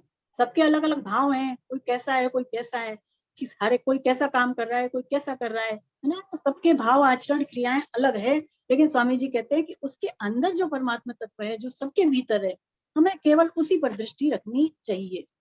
स्वामी जी एक दृष्टांत भी देते हैं कि वो लोग रुपए पैसों को महत्व देते हैं। क्यों महत्व देते हैं बताइए? क्योंकि देखिए रुपए पैसे से हमें सारी चीजें मिलती हैं, हम चाहे जो खरीद सकते हैं रुपए पैसे से, लेकिन वो चीजें रुपए पैसों से पैदा नहीं होती। एक बहुत बड़ी जो है इसमें ध्यान देने वाली बात यह है कि रुपए पैसों से सारी चीजें मिल तो जाती हैं, लेकिन वो चीजों को पैदा नहीं करता रुपया पैसा। लेकिन भगवान श्री कृष्ण इतने विलक्षण हैं कि वो सारी चीजें उत्पन्न भी करते हैं और उन्हीं से सारी चीजें हमें मिलती भी हैं। पैदा करने वाले भी वही हैं चीजों को, और देने वाले भी वही हैं। तो ऐसा जिसकी कृष्ण के प्रति महत्व बुद्धि हो जाती है, तो स्वामी जी कहते हैं कि फिर वो तुच्छ रुपयों के चक्रों में नहीं पड़ता है, तो फिर वो भगवान श्री कृष्ण के भजन में ही लग जाता है। जो ये जान लेता है कि वस्तुतः भगवान ही सब कुछ है, तो भगवान के भजन में ही लग जाता है। देखिए भगवान कह रहे हैं भजन करते हैं ना इस श्लोक में। तो भजन करने का तात्पर्य क्या हुआ? भजन करने का अर्थ यही हुआ कि भगवान का जप कीर्तन तो हम करें ही, भगवान का नमस्कार करना, आदि आदि स्वाध्याय करना, वो सारा तो भजन करना है ही। लेकिन भजन करने का वास्तविक अर्थ स्वामी जी देते हैं कि जो मन से परमात्मा की तरफ खिंच जाए। अगर भगवान की विस्मृति हो गई या जरा सी देर के लिए भी यदि कोई भगवान को भूल जाए तो उसको वो चुभे, उसको भगवान के विरह में पीड़ा हो। ऐसा जो मन से भगवान में तल्लीन हो जाए वही भगवान का भजन करना, असली भजन करना कहलाता है। देखिए तुकाराम जी का एक बहुत अच्छा प्रसंग है कि क्या हुआ, तुकाराम जी भगवान की निष्काम भक्ति करते थे, बहुत बड़े भगवान के भक्त हैं हुए हैं, तो वो भगवान की सेवा करते थे, भगवान का भजन करते थे और लोगों को भी निष्काम भाव से वो भजन में लगाते थे, तो लोग उनके पास आते भी थे। तो इससे क्या हुआ कि जितने और ब्राह्मण थे उस समय के, उनकी दुकानें बंद हो गई, उनके पास कोई जाता नहीं था, तो लोगों के पास उनकी भीड़ लगने लग गई, क्योंकि वो इतना अच्छा भजन कीर्तन करते थे, कुछ लेते नहीं थे, तो लोग उनके पास आने लग गए। अब देखिए भक्तों में भी देश भावना हो जाती है। मम्मा जी नाम के एक भक्त थे, वो तुकाराम जी से मन ही मन द्वेष करने लग गए, क्योंकि उनकी भीड़ खूब आती थी, तो वो मौके की तलाश में रहते थे, कब मुझे मौका मिले और मैं तुकाराम जी को नीचा दिखाऊं। तो एक बार क्या हुआ, तुकाराम जी के पास एक भैंस थी, मम्मा जी के, हाँ तुकाराम जी के पास ही एक भैंस थी, तो मम्मा जी की क्यारी थी जिसमें बहुत अच्छे अच्छे उन्होंने फूल लगा रखे थे। तो वो जो भैंस थी तुकाराम जी की, वो मम्मा जी की क्यारी को तोड़ करके उसमें घुस गई और उसने जाकर के सारे के सारे पेड़ पौधों को, सारी की सारी क्यारी को उसने नष्ट कर दिया। अब मम्मा जी तो आए क्रोध में और देखा कि ऐसे ऐसे हुआ, क्रोध में भर करके गए तुकाराम जी के पास और उन्होंने उनको खूब मारा पीटा। तुकाराम जी की बहुत पिटाई की और उनके ऊपर उन्होंने कांटों की झाड़ियां फेंक दी। तो लेकिन देखिए भक्त कैसे होते हैं, तुकाराम जी ने कुछ नहीं कहा। शाम वो आए अपने झोपड़ी में और उन्होंने अपनी मरहम पट्टी की, जो भी अपना इलाज किया, और उसके बाद जब शाम हुई, क्योंकि शाम को भजन कीर्तन करते थे, तो शाम को जब कीर्तन करने बैठे तो मम्मा जी नहीं आए। तो तुकाराम जी ने ऐसा पूछा सबसे कि भाई मम्मा जी क्यों नहीं आए, तो थोड़ी देर बाद मम्मा जी आ गए। तो जब मम्मा जी आए तो तुकाराम जी ने उनके चरणों पर गिर करके उनसे माफी मांगी। कहते हैं कि देखिए मेरी वजह से आज आपको इतना कष्ट सहना पड़ा, आपको इतना परिश्रम करना पड़ा, आपका इतना नुकसान हो गया, मैं इसके लिए आपसे क्षमा प्रार्थी हूँ। मम्मा जी ने देखा कि मैंने इसके साथ इतना बुरा बर्ताव किया और फिर भी ये मेरे पैरों में पड़ के मेरे से क्षमा याचना कर रहा है। मम्मा जी को बड़ी आत्मग्लानि हुई, वो उनसे क्षमा याचना करने लगे कि मैंने आपको नहीं पहचाना, वास्तव में आप सच्चे भगवान के भक्त हैं। तो जो भगवान के असली भक्त होते हैं, सच्चे भक्त होते हैं, देखिए वो इस तरह से दृष्टि रखते हैं कि उनके साथ चाहे कोई कैसा ही बर्ताव करे, वो उनमें भगवान को ही देखते हैं, वो कभी भी थोड़ा सा भी किसी से द्वेष नहीं करते, ऐसी उनकी दृष्टि होती है। चलिए 9वां श्लोक पढ़ें मंजू जी। सब प्रकार से मेरे ही शरण होते हैं, मुझ में चित्त वाले तथा मुझ में प्राणों को अर्पण करने वाले भक्त जन आपस में मेरे गुण प्रभाव आदि को जानते हुए और उनका कथन करते हुए नित्य निरंतर संतुष्ट रहते हैं और मुझ में ही प्रेम करते हैं। हरे कृष्ण। हरे कृष्ण। हरे कृष्ण। तो यहाँ पर भगवान और भी बातें बता रहे हैं। क्या कह रहे हैं भगवान कि मुझ में चित्त को अर्पण करना, चित्त को अर्पण करना, पहले भी ये बात भगवान ने गीता में कही। चित्त को अर्पण करना क्या हुआ, स्वामी जी कहते हैं कि एक स्वयं का भगवान में लगना होता है और एक चित्त को भगवान में लगाना होता है, दो अलग अलग बातें हैं, स्वयं लग जाएं और एक चित्त को लगाएं। स्वामी जी कहते हैं जब कोई अपने आप को भगवान का मान लेता है कि मैं कृष्ण का हूँ और कृष्ण ही मेरे हैं, चलिए हे नाथ की पुकार लगाएं, हे नाथ, हे मेरे नाथ, मैं केवल आपका हूँ, हे नाथ, हे नाथ, हे मेरे नाथ, हे मेरे नाथ, मैं आपको भूलूं नहीं, मैं आपको भूलूं नहीं, आप कृपा करें, आप कृपा करें। नारायण नारायण। तो नारायण। ऐसा जब हम भगवान से अपनापन कर लेते हैं, संबंध जोड़ लेते हैं, तो हमारा चित्त स्वतः भगवान में लगता है, फिर हमें चित्त को भगवान में अलग से लगाने की आवश्यकता नहीं पड़ती। स्वामी जी कहते हैं कि जब कोई सच्चे हृदय से इसी तरह से भगवत प्राप्ति का साधक बन जाता है, तो फिर उसका मन साधन में स्वतः लगता है, मन को फिर साधन में लगाना नहीं पड़ता। अगर दृढ़ निश्चय हो गया तो मन साधन में स्वतः ही लगता है। देखिए क्यों, किसका कारण क्या है कि कर्ता के विपरीत मन बुद्धि नहीं चलती। हम स्वयं जैसे होते हैं वैसे हमारे मन और बुद्धि भी काम करती है। अगर हम संसारी बने रहें और केवल मन बुद्धि को भगवान में लगाना चाहें तो संभव है, नहीं लगेगा। स्वयं का लगना आवश्यक है, स्वयं लगेंगे तो मन बुद्धि भी स्वतः ही लग जाएगी। स्वामी जी दूसरा भाव ये देते हैं कि चित्त वही लगता है जहां पर अपनापन होता है, जहां पर अपनापन होगा। अपनापन किससे होगा? प्रेम से होगा, प्रेम से होगा। तो जब भगवान में ही प्रेम हो जाता है, भगवान से ही अपनेपन का संबंध हो जाता है, तो फिर चित्त स्वतः ही भगवान में लगने लग जाता है। लेकिन भगवान के परायण होने के लिए स्वामी जी कहते हैं कि हमें दृढ़ निश्चय करना बड़ा आवश्यक है। जैसे हमने आपसे कहा भी कि आप उद्देश्य लिखिए, तो दृढ़ उद्देश्य आपका बन जाएगा तो फिर आपका मन जो है भगवान में स्वतः ही लगेगा। स्वामी जी कहते हैं कि चाहे संसारी पदार्थ हमें मिले अथवा नहीं मिले, चाहे हमारे स्वास्थ्य सही रहे या नहीं रहे, है ना, चाहे मुझे कोई कैसा ही बोल दे, चाहे मेरा निरादर कर दे, चाहे कोई मेरा मान कर दे, लेकिन मुझे तो केवल कृष्ण से मतलब। ऐसा जिसने दृढ़ निश्चय कर लिया तो फिर भगवान कहते हैं कि वो मेरे से ही प्रेम करके संतुष्ट रहता है, संतुष्ट रहता है ना। भगवान यहाँ पर कह रहे हैं कि प्राणों को अर्पण करना। जैसे गोपियां गोपी गीत में भगवान से कहती हैं, जयति ते दिकम जन्मना व्रजा श्रयते इंद्रिया शश्वदत्रहि दैत्य दृश्यताम दीक्षुतावका स्वयं दगासवा स्वाम विचिन्वते, कि हे प्रभु हमने आपके चरणों में अपने प्राणों को अर्पण कर दिया। तो देखिए भक्त के जो प्राण हैं वो श्री कृष्ण ही हैं। भक्तों को मृत्यु का अथवा जन्म का कोई भय नहीं होता। क्योंकि साधारण प्राणी तो जो होते हैं जब मृत्यु आती है तो भयभीत हो जाते हैं, लेकिन स्वामी जी कहते हैं कि भक्तों के अंदर जन्म मृत्यु का कोई भय नहीं होता, क्योंकि मृत्यु के रूप में भी वो कृष्ण को ही देखते हैं। तो अब शरीर की मृत्यु हो जाए चाहे शरीर का जन्म हो जाए, उससे उनका कोई प्रयोजन रह नहीं जाता, क्योंकि उनके प्राण के सर्वस्व केवल श्री कृष्ण ही रहते हैं। भगवान कहते हैं कि मुझसे ही प्रेम करते हैं, मेरा भजन करते हुए मेरे से प्रेम करते हैं। तो इसका अर्थ स्वामी जी देते हैं कि देखिए जब भगवान की कथाओं को सुनने वाला कोई मिल जाता है भगवान के भक्तों को, तो उनकी कथा लीला वो कहना शुरू कर देते हैं।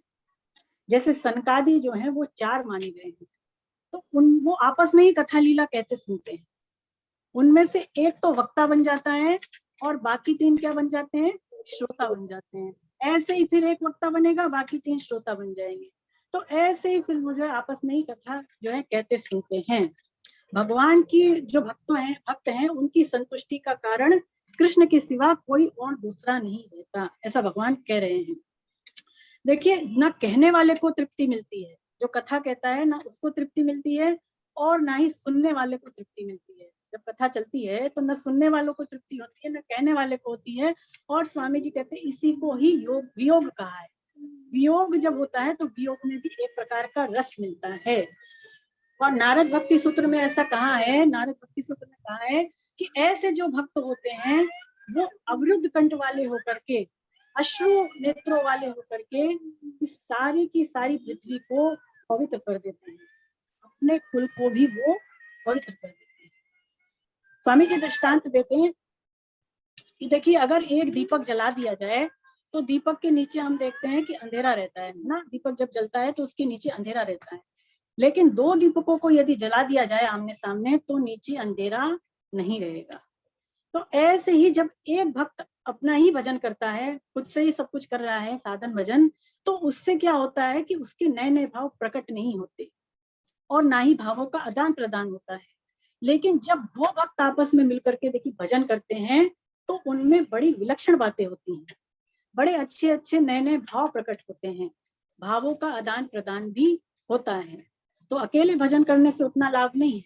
अकेले भजन करेंगे तो भाव पहली बात तो प्रकट नहीं होंगे, और प्रकट करें होंगे भी तो उसका आदान प्रदान नहीं होगा, है ना। लेकिन 2 भक्त मिलकर के विशेष रूप से जब भजन करते हैं तो वैसी विलक्षण बातें होती हैं, नए नए भगवान के बातें पता चलती हैं उनको आपस में। तो इस तरह से जो भजन करते हैं तो वो भगवान में ही संतुष्ट रहते हैं। स्वामी जी कहते हैं कि भक्त को केवल कृष्ण से संतुष्टि मिलती है, यानी कि भक्त के देखिए जागृत अवस्था में तो छोड़िए, स्वप्न अवस्था में भी उसको भगवान श्री कृष्ण के सिवा और किसी चीज की इच्छा नहीं होती। ऐसा वो भगवान में जो है उसका मन तल्लीन होता है ना। ऐसे वो उनके भक्त होते हैं। चलिए आगे बढ़ते हैं। हाँ आगे पढ़े 10वां श्लोक मंजू जी।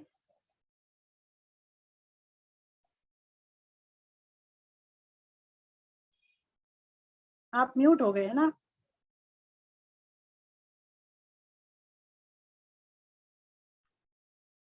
हाँ, एक सेकेंड। हाँ, आप करें अपने आप को म्यूट।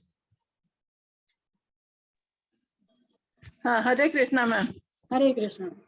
तेषां सततयुक्तानां भजतां प्रीतिपूर्वकं ददामि बुद्धियोगं तं येन उपायन्ति ते तेषामेवम् कंपार्थ महम् अनुकंपार्थम् अहं ज्ञानजननं तमः नाश्याम्याम् आत्म भावस्थो ज्ञान दीपेन भास्वता।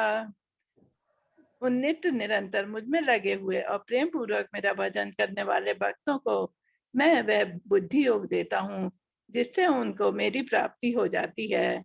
उन भक्तों पर कृपा करने के लिए ही उनके स्वरूप होने पर में रहने वाला मैं उनके अज्ञान जन अंधकार को दैदीप्यमान ज्ञान रूप दीप के द्वारा नष्ट कर देता हूँ। हरे कृष्णा। हरे कृष्णा। तो भगवान कह रहे हैं इसमें, देखिए 10वें श्लोक में, मुझ में नित्य निरंतर लगना ना, नित्य निरंतर यानी अनन्य भक्ति। तो ऐसे भक्त कैसे होते हैं जो अनन्य भक्त होते हैं? स्वामी जी कहते हैं ऐसे जो भक्त हैं वो केवल कृष्ण से ही प्रेम चाहते हैं, कृष्ण की ही पूजा करना चाहते हैं, और वो जो है केवल कृष्ण की ही खुशी चाहते हैं। ऐसे भक्त जो हैं वो अनन्य भक्त। वो भक्त जो होते हैं वो भगवान के ऊपर ही अपनी सारी जिम्मेदारियों को देखिए डाल देते हैं कि भाई मेरी जो भी संभाल है वो केवल श्री कृष्ण ही करें। और ऐसे जो भगवान में नित्य निरंतर लगे हुए भक्त होते हैं, स्वामी जी कहते हैं कि उनको ना अपने लिए तत्व ज्ञान चाहिए, ना उनको समता भी चाहिए, है ना। तो ऐसे भगवान भक्तों को, ऐसे भक्तों को फिर भगवान तत्व ज्ञान जो है यानी बुद्धि योग अपनी तरफ से दे देते हैं।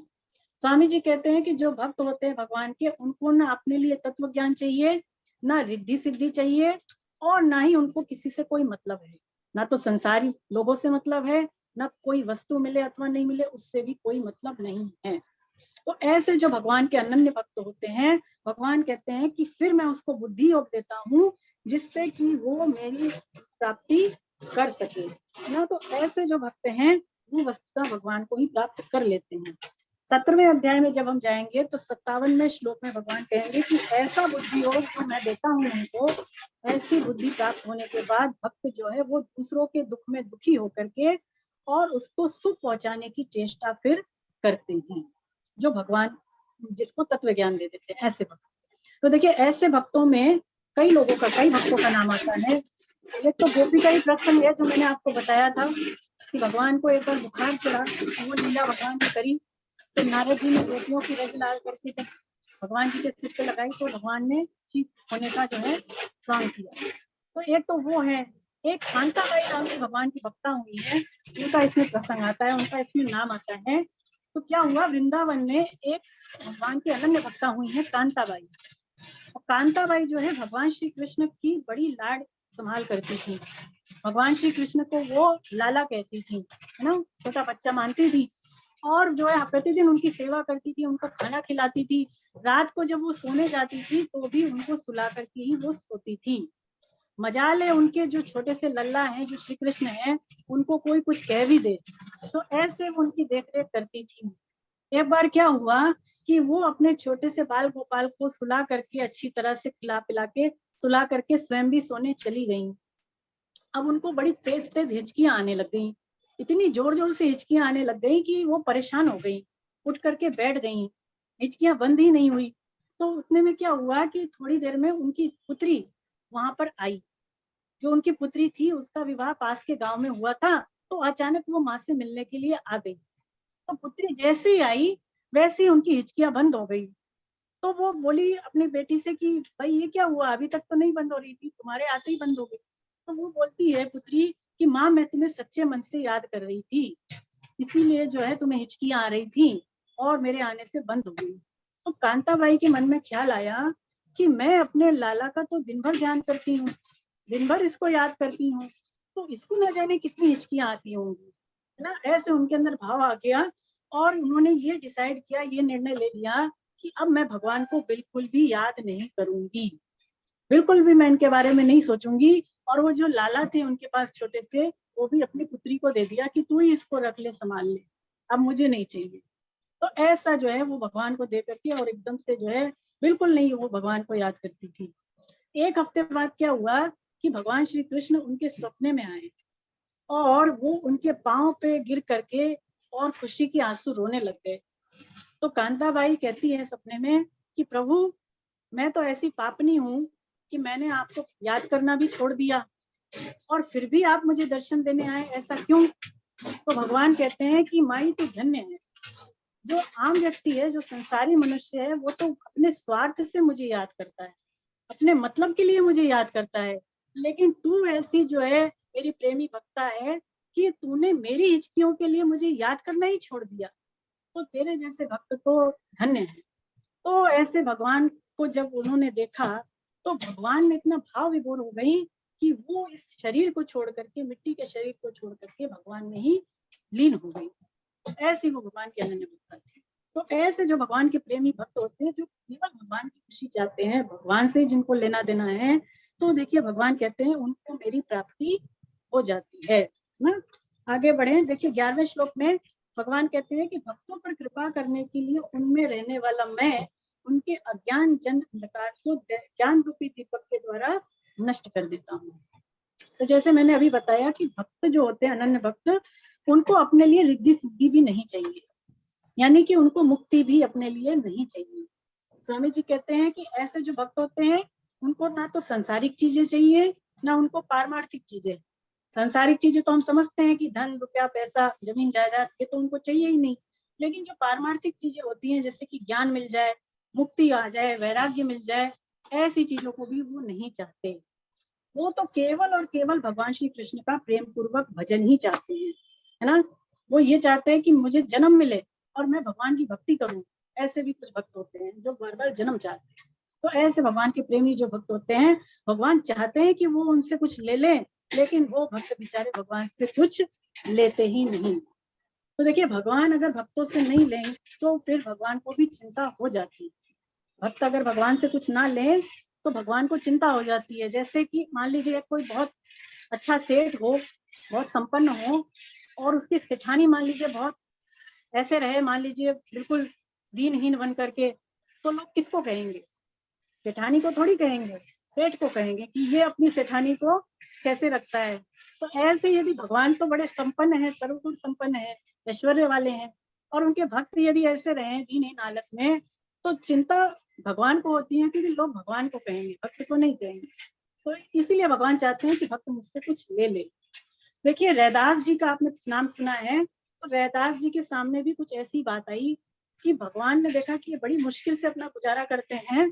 तो एक पारस मणि थी, भगवान लेकर के आए, रैदास जी को बोलते हैं कि देखो ये रख लो, इसको रखोगे तो तुम्हारी सारी मुसीबत दूर हो जाएगी और तुम जो है बिल्कुल धनवान हो जाओगे।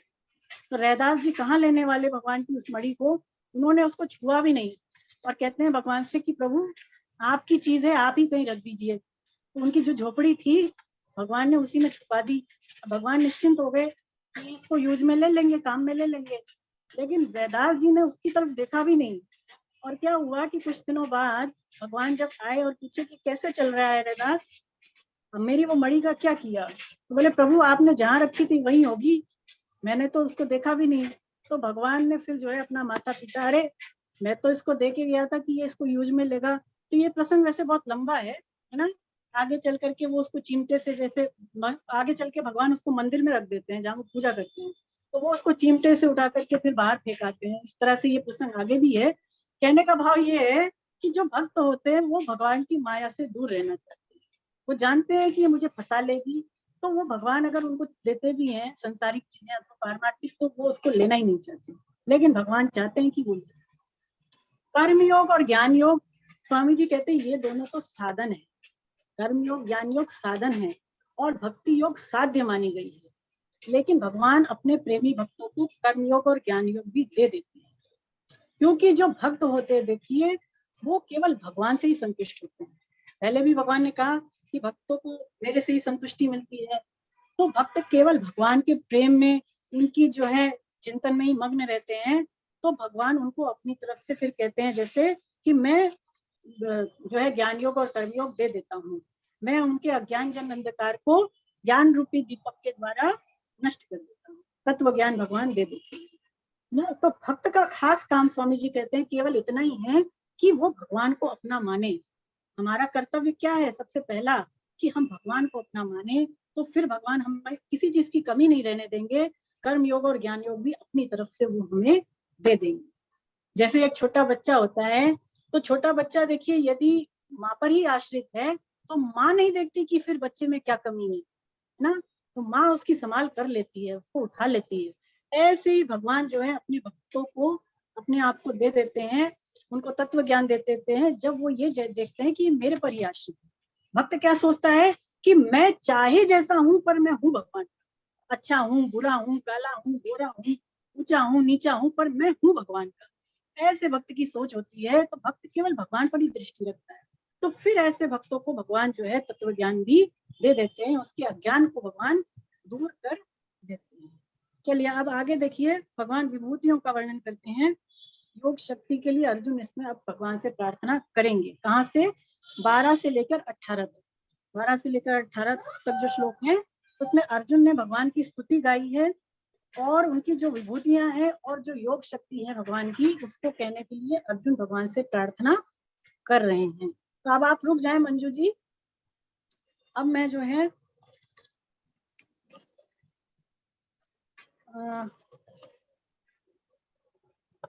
उमा शर्मा जी हो गए और किस साधक ने बताया था ना, मेरे ध्यान नहीं आ रहा है।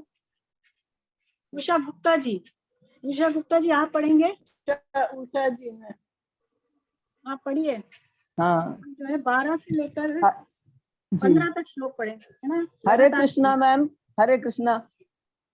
परम ब्रह्म, परम धाम और महान पवित्र आप ही हैं।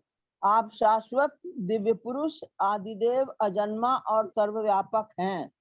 ऐसा आपको सबके सब ऋषि, देवर्षि नारद, असित, देवल तथा व्यास कहते हैं और स्वयं आप भी मेरे प्रति कहते हैं। हे केशव, मुझसे आप जो कुछ कह रहे हैं यह सब मैं सत्य मानता हूँ। हे भगवान, आपके प्रकट होने को न तो देवता जानते हैं और न दानव ही जानते हैं। हे भूत भावन, हे भूतेश, हे देवदेव, हे जगतपते, हे पुरुषोत्तम, आप स्वयं ही अपने आप से अपने आप को जानते हैं। हरे कृष्णा। हरे कृष्णा। तो देखिए अब अर्जुन भगवान की स्तुति करते हैं है ना, और इसमें अर्जुन भगवान से कहते हैं कि वस्तुतः सब में तत्व से आप हैं। अर्जुन के कहने का भाव यही है कि आप ही सब कुछ हैं। भगवान से जैसे वो एक एक चीज किस किस चीज का नाम ले रहे हैं, उसका वर्णन, एक एक शब्द का वर्णन आपकी पुस्तक में दिया है। जैसे परम ब्रह्म क्या होता है? भगवान का निराकार स्वरूप है ना। परम धाम अब समझते ही हैं, भगवान ही परम पवित्र हैं और भगवान से जुड़ी हर चीज पवित्र है और हमको पवित्र करने वाली मानी गई है। तो भगवान से ऐसे अर्जुन जो है बहुत सारी चीजों के नाम लेकर के उनकी एक तरह से प्रशंसा करते हैं, उनकी स्तुति करते हैं। और इसमें एक एक जो शब्द है इसका वर्णन हम पुस्तक में पढ़ें तो समझ में आ जाता है ना, इनको ज्यादा पढ़ने की आवश्यकता नहीं। स्वयं के स्तर पर आप पढ़ेंगे तो एक एक जो अर्जुन भगवान को जो भी बताते हैं उसका वर्णन दिया हुआ है। तो आप 16वां श्लोक पढ़ें जी। उषा जी। हाँ जी, 16वां पढ़ें। हाँ। 16वां। इसलिए जिन विभूतियों से आप इन संपूर्ण लोगों को व्याप्त करके स्थित हैं, उन सभी अपनी दिव्य विभूतियों का संपूर्णता से वर्णन करने में आप ही समर्थ हैं। हे योगिन, आगे पढ़ूं?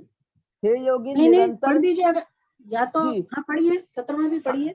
जी पढ़ रही हूँ। हे योगिन निरंतर सांगोपांग चिंतन करता हुआ मैं आपको कैसे जानूं, और हे भगवान किन किन भावों में आप मेरे द्वारा चिंतन किए जा सकते हैं, अर्थात किन किन भावों में मैं आपका चिंतन करूं। हे जनार्दन, आप अपने योग सामर्थ्य को और विभूतियों को विस्तार से फिर कहिए, क्योंकि आपके अमृतमय वचन सुनते सुनते मेरी तृप्ति नहीं हो रही है। हरे कृष्णा। हरे कृष्णा, हरे कृष्णा, है ना। तो 16वां, 17वां और 18वां समझते हैं। तो देखिए यहाँ पर भगवान अर्जुन भगवान से कह रहे हैं कि आप अपनी विभूतियों से संपूर्ण लोगों को व्याप्त करके स्थित हैं। मतलब ये है कि सारी चीजों में, सारे लोगों में, सारी परिस्थितियों में केवल और केवल कृष्ण हैं। ऐसा अर्जुन भगवान से कह रहे हैं। और ये कहते हैं अर्जुन कि आप अपनी विभूतियों का स्वयं से ही वर्णन कर दीजिए। कारण क्यों? क्योंकि आपको आपके सिवा कोई नहीं जान सकता। आप अपने आप के द्वारा अपने आप को जाने जाते हैं, तो आप अपनी विभूतियों का स्वयं से वर्णन कर दीजिए, जिससे कि मैं अविचल भक्ति योग से युक्त हो जाऊं। तो देखिए अर्जुन ऐसा क्यों कहते हैं भगवान से विभूतियों को वर्णन करने के लिए? क्योंकि अर्जुन के अंदर अपनी कल्याण की बहुत ज्यादा इच्छा है।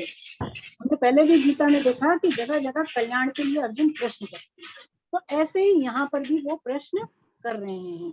और देखिए भगवान को जानने से, भगवान की विभूतियों को जानने से स्वामी जी कहते हैं कि हमारी जो उनके प्रति भक्ति है वो दृढ़ हो जाती है। भगवान ने अपनी दृढ़ भक्ति करने का उपाय क्या है कि भगवान की विभूतियों को ही यदि केवल जान ले, तो इसीलिए अर्जुन कहते हैं कि अब आप अपनी विभूतियों को स्वयं से कह दीजिए, जिससे कि मेरी जो भक्ति है वो आपके प्रति और ज्यादा दृढ़ हो जाए, अविचल हो जाए। और वस्तुतः अपना कल्याण को लेकर के ही अर्जुन यहाँ पर प्रश्न कर रहे हैं। ये कहते हैं कि भली भांति कह दीजिए, सांगोपांग चिंतन मतलब भली भांति चिंतन करना, और जिससे कि द्वारा मैं किन किन भावों में आपका चिंतन करूं, ये अर्जुन कहते हैं। तो स्वामी जी कहते हैं कि अर्जुन यहाँ पर इसलिए ऐसा कह रहे हैं क्योंकि देखिए जब किसी एक समय पर, किसी एक टाइम पर या एक जगह पर हम भगवान का चिंतन करते हैं तो भगवान का चिंतन नहीं हो पाता, हम भगवान को भूल जाते हैं, विस्मृति हो जाती है। लेकिन जब हम हर चीज में भगवान को देखेंगे, अलग अलग भावों में यदि भगवान का चिंतन करेंगे तो भगवान को भूलेंगे नहीं। जैसे यहाँ भी भगवान, इस चीज में भी भगवान, इस घटना में भी भगवान, इस व्यक्ति में भी भगवान, तो अलग अलग चीजों में सब में केवल कृष्ण है। यदि ऐसा मान लेंगे तो भगवान को कभी भी नहीं भूलेंगे, भगवान की विस्मृति नहीं होगी। बजाय उसके कि किसी एक समय पर हम भगवान को याद करें, अगर हम सब भावों में परमात्मा का चिंतन करेंगे, सब रूपों में भगवान को देखेंगे, तो कभी भी भगवान को नहीं भूलेंगे। इस भाव को लेकर के अर्जुन यहाँ पर कहते हैं कि आप बताएं कि मैं कैसे आपका चिंतन करूं, क्योंकि वस्तुतः सब चीजों में कृष्ण है। तो आप वो मुख्य बात, मुख्य भाव मुझे बता दीजिए कि जिससे मेरे को इजी हो जाए, मैं उसमें केवल आपको ही देख सकूं।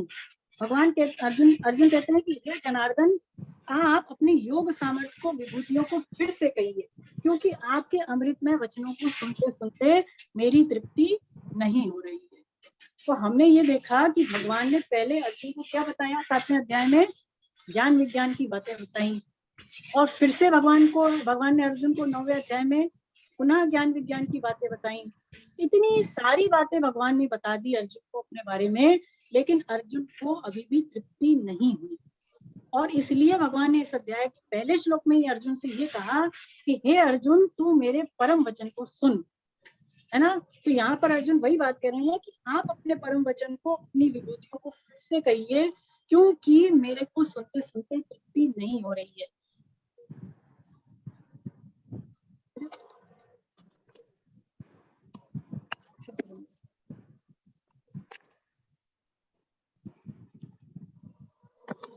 हाँ पढ़े।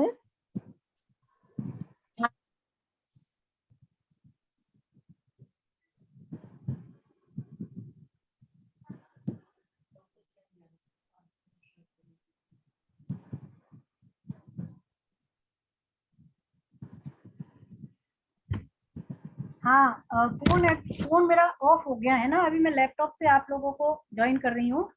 तो कोई नहीं, अभी थोड़ी देर में फोन ऑन हो रहा है, तब तक हम समझे। आपको आवाज आ रही है उषा जी? जी आ रही है। आ रही है। 1 मिनट में आपको अनम्यूट करती हूँ।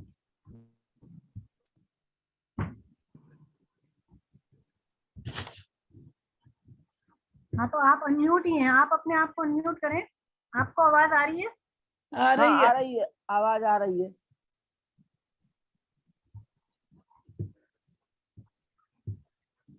हाँ, तो अब आएगी आवाज। हरे कृष्णा। हरे कृष्णा। तो देखिए यहाँ पर अब अर्जुन के यही अर्जुन कहते हैं कि आप अपने बारे में पुनः बताइए, है ना। हम क्योंकि स्वामी जी समझाते हैं कि अगर भगवान की विभूतियों को अर्जुन जान जाते हैं तो फिर उनका भगवान से योग हो जाएगा, और उनका मन ये कर रहा है कि मैं भगवान की विभूतियों को सुनता ही चला जाऊं, क्योंकि उसको सुन करके बड़ा ही उनको जो है एक प्रकार से संतुष्टि मिल रही है। तो अर्जुन की यहाँ पर जो भी प्रश्न है वो स्वामी जी कहते हैं कि साधकों के लिए ही है। अर्जुन जो है साधकों के प्रतिनिधि हैं और वो कल्याण को लेकर के प्रश्न करते हैं, भगवत प्राप्ति को लेकर के ही यहाँ पर प्रश्न भगवान से कर रहे हैं ना। तो क्या भगवान अब उसका उत्तर दे रहे हैं वो हम समझेंगे। देखिए अब जो 19 से 42 तक जो श्लोक आएंगे उसमें भगवान ने अपनी विभूतियों का और अपनी योग शक्ति का कथन कहा है। योग शक्ति के बारे में भगवान ने बताया है, तो इसको हम समझें। 19वां श्लोक पढ़े उषा जी। जी हाँ ठीक है, मैं अपनी दिव्य विभूतियों को तेरे लिए प्रधानता से संक्षेप से कहूंगा, क्योंकि हे कुरुश्रेष्ठ मेरी विभूतियों के विस्तार का अंत नहीं है। आगे पढ़े, 20वां पढ़े। हे नींद को जीतने वाले अर्जुन, संपूर्ण प्राणियों के आदि मध्य तथा अंत मैं ही हूँ और संपूर्ण प्राणियों के अंतःकरण में स्थित आत्मा भी मैं ही हूँ। मैं अदिति के पुत्रों में विष्णु, वामन और प्रकाशमान वस्तुओं में किरणों वाला सूर्य हूँ। मैं मर्तों का तेज और नक्षत्रों का अधिपति चंद्रमा हूँ। हरे कृष्ण। हरे हरे कृष्ण।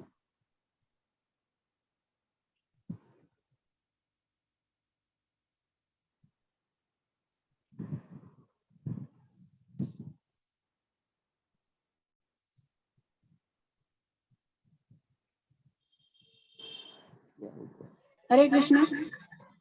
हरे कृष्ण।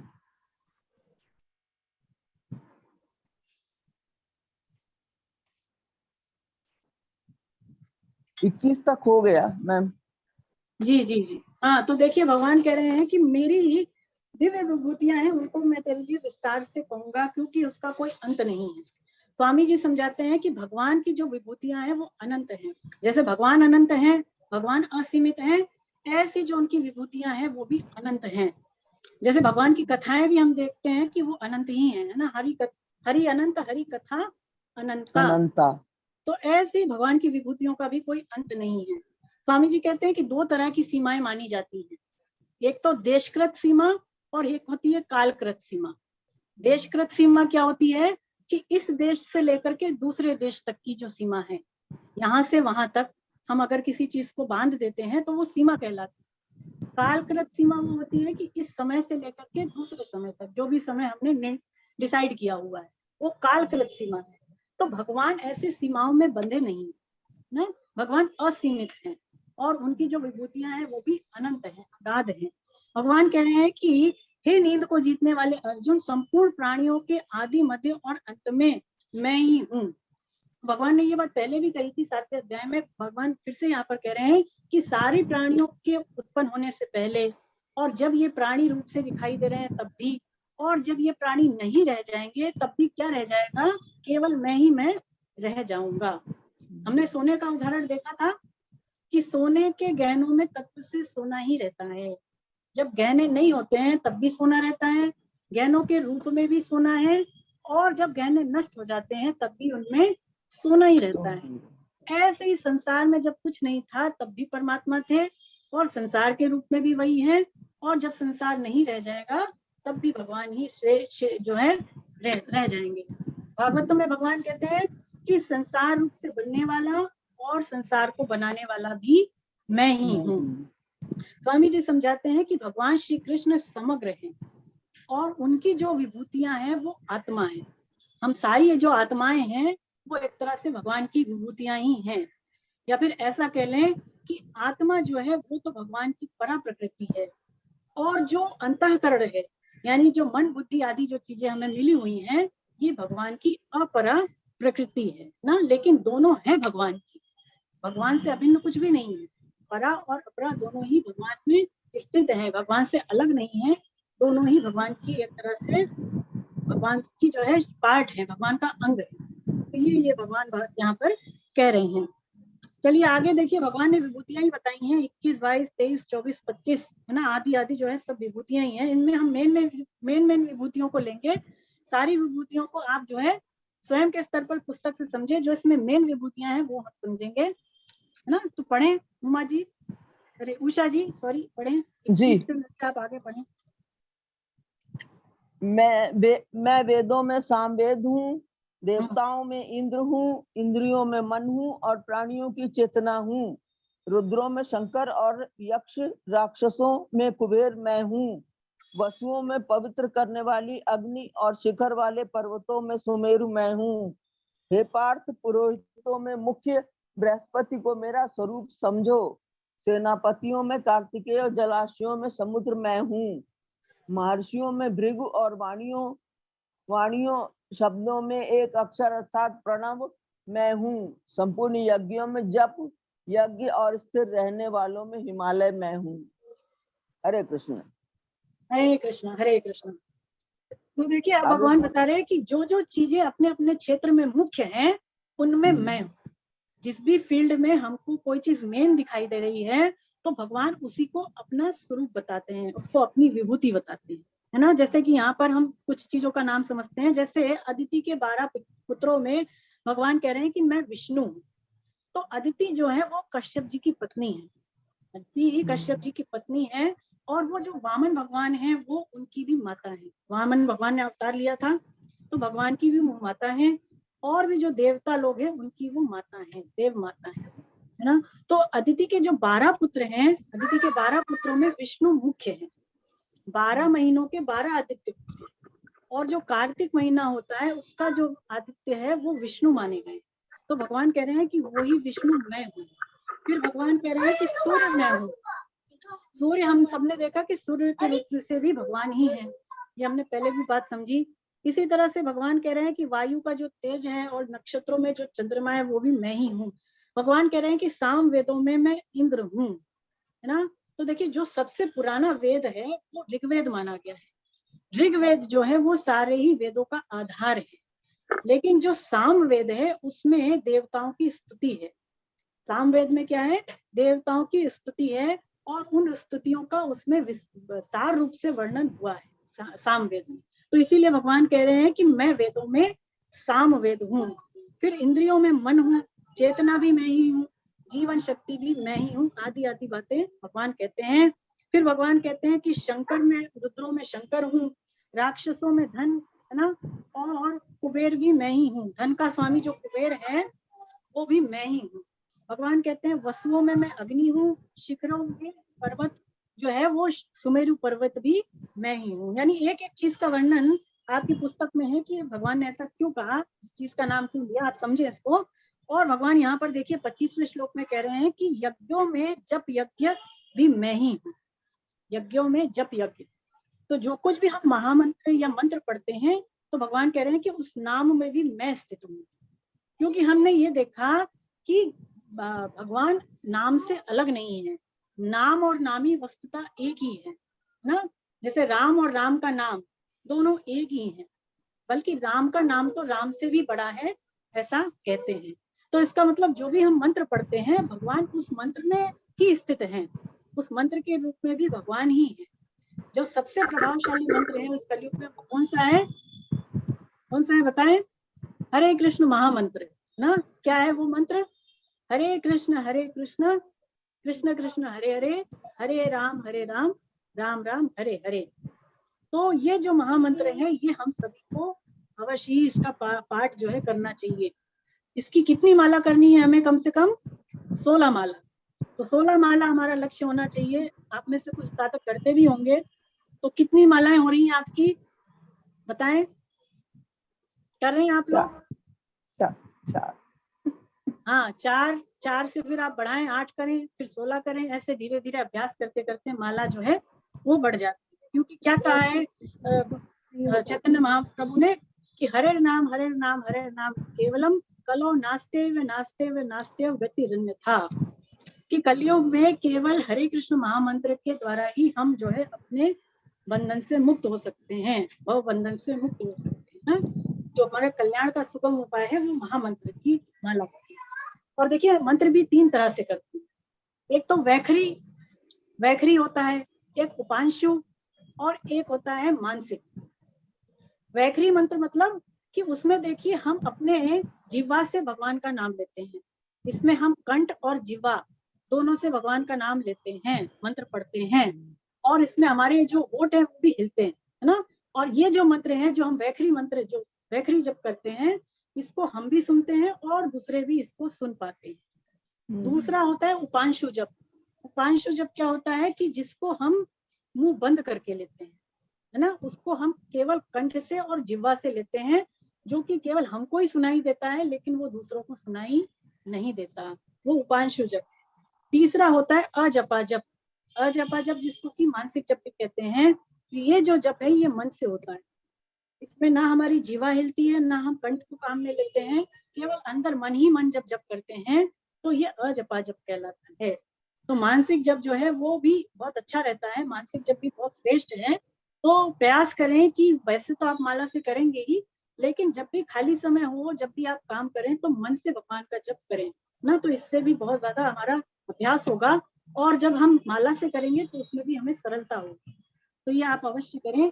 और फिर भगवान देखिए आगे कह रहे हैं कि शस्त्रों में मैं वज्र हूँ, गऊ में मैं कामधेनु हूँ, आदि आदि बातें भगवान कह रहे हैं।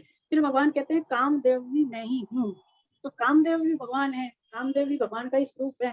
तो धर्म से अविरुद्ध जो काम है, स्वामी जी कहते हैं धर्म से अविरुद्ध, धर्म के विरुद्ध जो काम नहीं है वो भगवान कह रहे हैं मैं हूँ। 4 पुरुषार्थ माने गए हैं, धर्म, अर्थ, काम और मोक्ष ना। तो इनमें से जो अर्थ और काम है, इसके लिए हमें ज्यादा पुरुषार्थ नहीं करना चाहिए। धर्म, अर्थ, काम और मोक्ष में काम के लिए और अर्थ के लिए ज्यादा प्रयासरत ना रहें, धर्म और मोक्ष के लिए हमें ज्यादा पुरुषार्थ करना चाहिए। तो ये जो भगवान कह रहे हैं कि इन चीजों में मैं ही हूँ। आगे भगवान कह रहे हैं कि शस्त्रधारियों में राम मैं हूँ।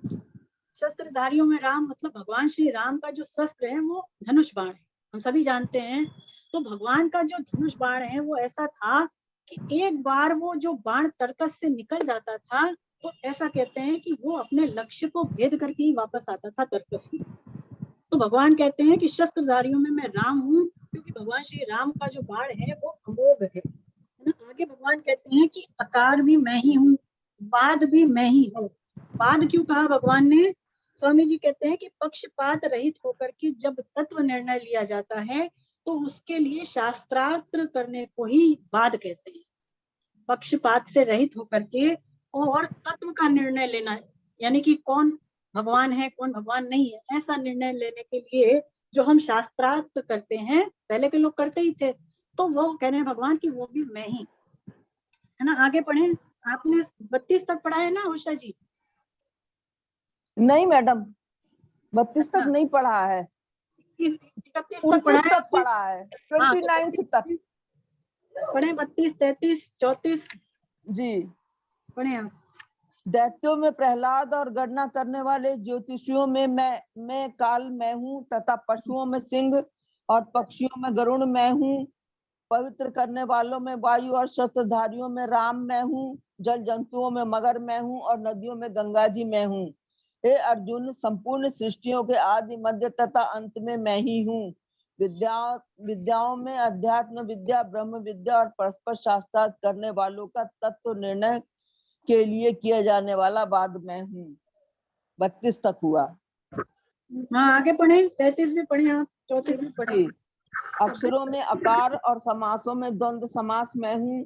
अक्षय काल अर्थात काल का भी महाकाल तथा सब और मुख वाला धाता, सबका पालन पोषण करने वाला भी मैं ही हूँ। सबका हरण करने वाली, मृत्यु और भविष्य में उत्पन्न होने वाला मैं हूँ, तथा स्त्री जाति में कीर्ति, श्री, वाक, वाणी, स्मृति, मेधा, धृति और क्षमा मैं हूँ। तो हरे कृष्ण। हरे कृष्ण। तो देखिए अब भगवान, जैसे मैंने पहले बताया कि अब भगवान सब चीजों में अपने आप को बताते हैं, अपनी विभूति बताते हैं, मेन चीजों को। जैसे वाद मैंने बताया कि वाद भगवान ही है ना। निर्णय करने वाले का वाद जो है वो वह स्वयं है। भगवान कह रहे हैं कि अक्षरों में मैं आकार हूँ। तो जितने भी स्वर हैं और जितने भी व्यंजन हैं उसमें आकार का बड़ा ही मुख्य स्थान है, उसमें आकार जो है वो मुख्य माना गया है। और स्वामी जी कहते हैं कि बिना आकार के उच्चारण होता नहीं है। तो इसलिए भगवान कह रहे हैं वो आकार जो है जिससे उच्चारण होता है वो भी मैं ही हूँ। इसके बाद भगवान कह रहे हैं कि जो विराट स्वरूप है अर्थात जो काल है वो भी मैं ही हूँ। तो ऐसा मान लें कि मृत्यु के रूप में भी कौन है? केवल श्री कृष्ण ही है। मृत्यु से भयभीत ना हो, क्योंकि मृत्यु भी भगवान भगवान अपनी विभूति बताते हैं, है ना। और जो मृत्यु है, स्वामी जी कहते हैं उसका जो प्रतिरूप है वो भगवान का सुदर्शन चक्र है। सुदर्शन चक्र के रूप में ऐसा मान ले कि भगवान ही मृत्यु स्वरूप है, विभूति के रूप में है। भगवान कह रहे हैं अगले श्लोक में कि मृत्यु को उत्पन्न करने वाला और मृत्यु उत्पन्न करने वाला स्त्रियों में।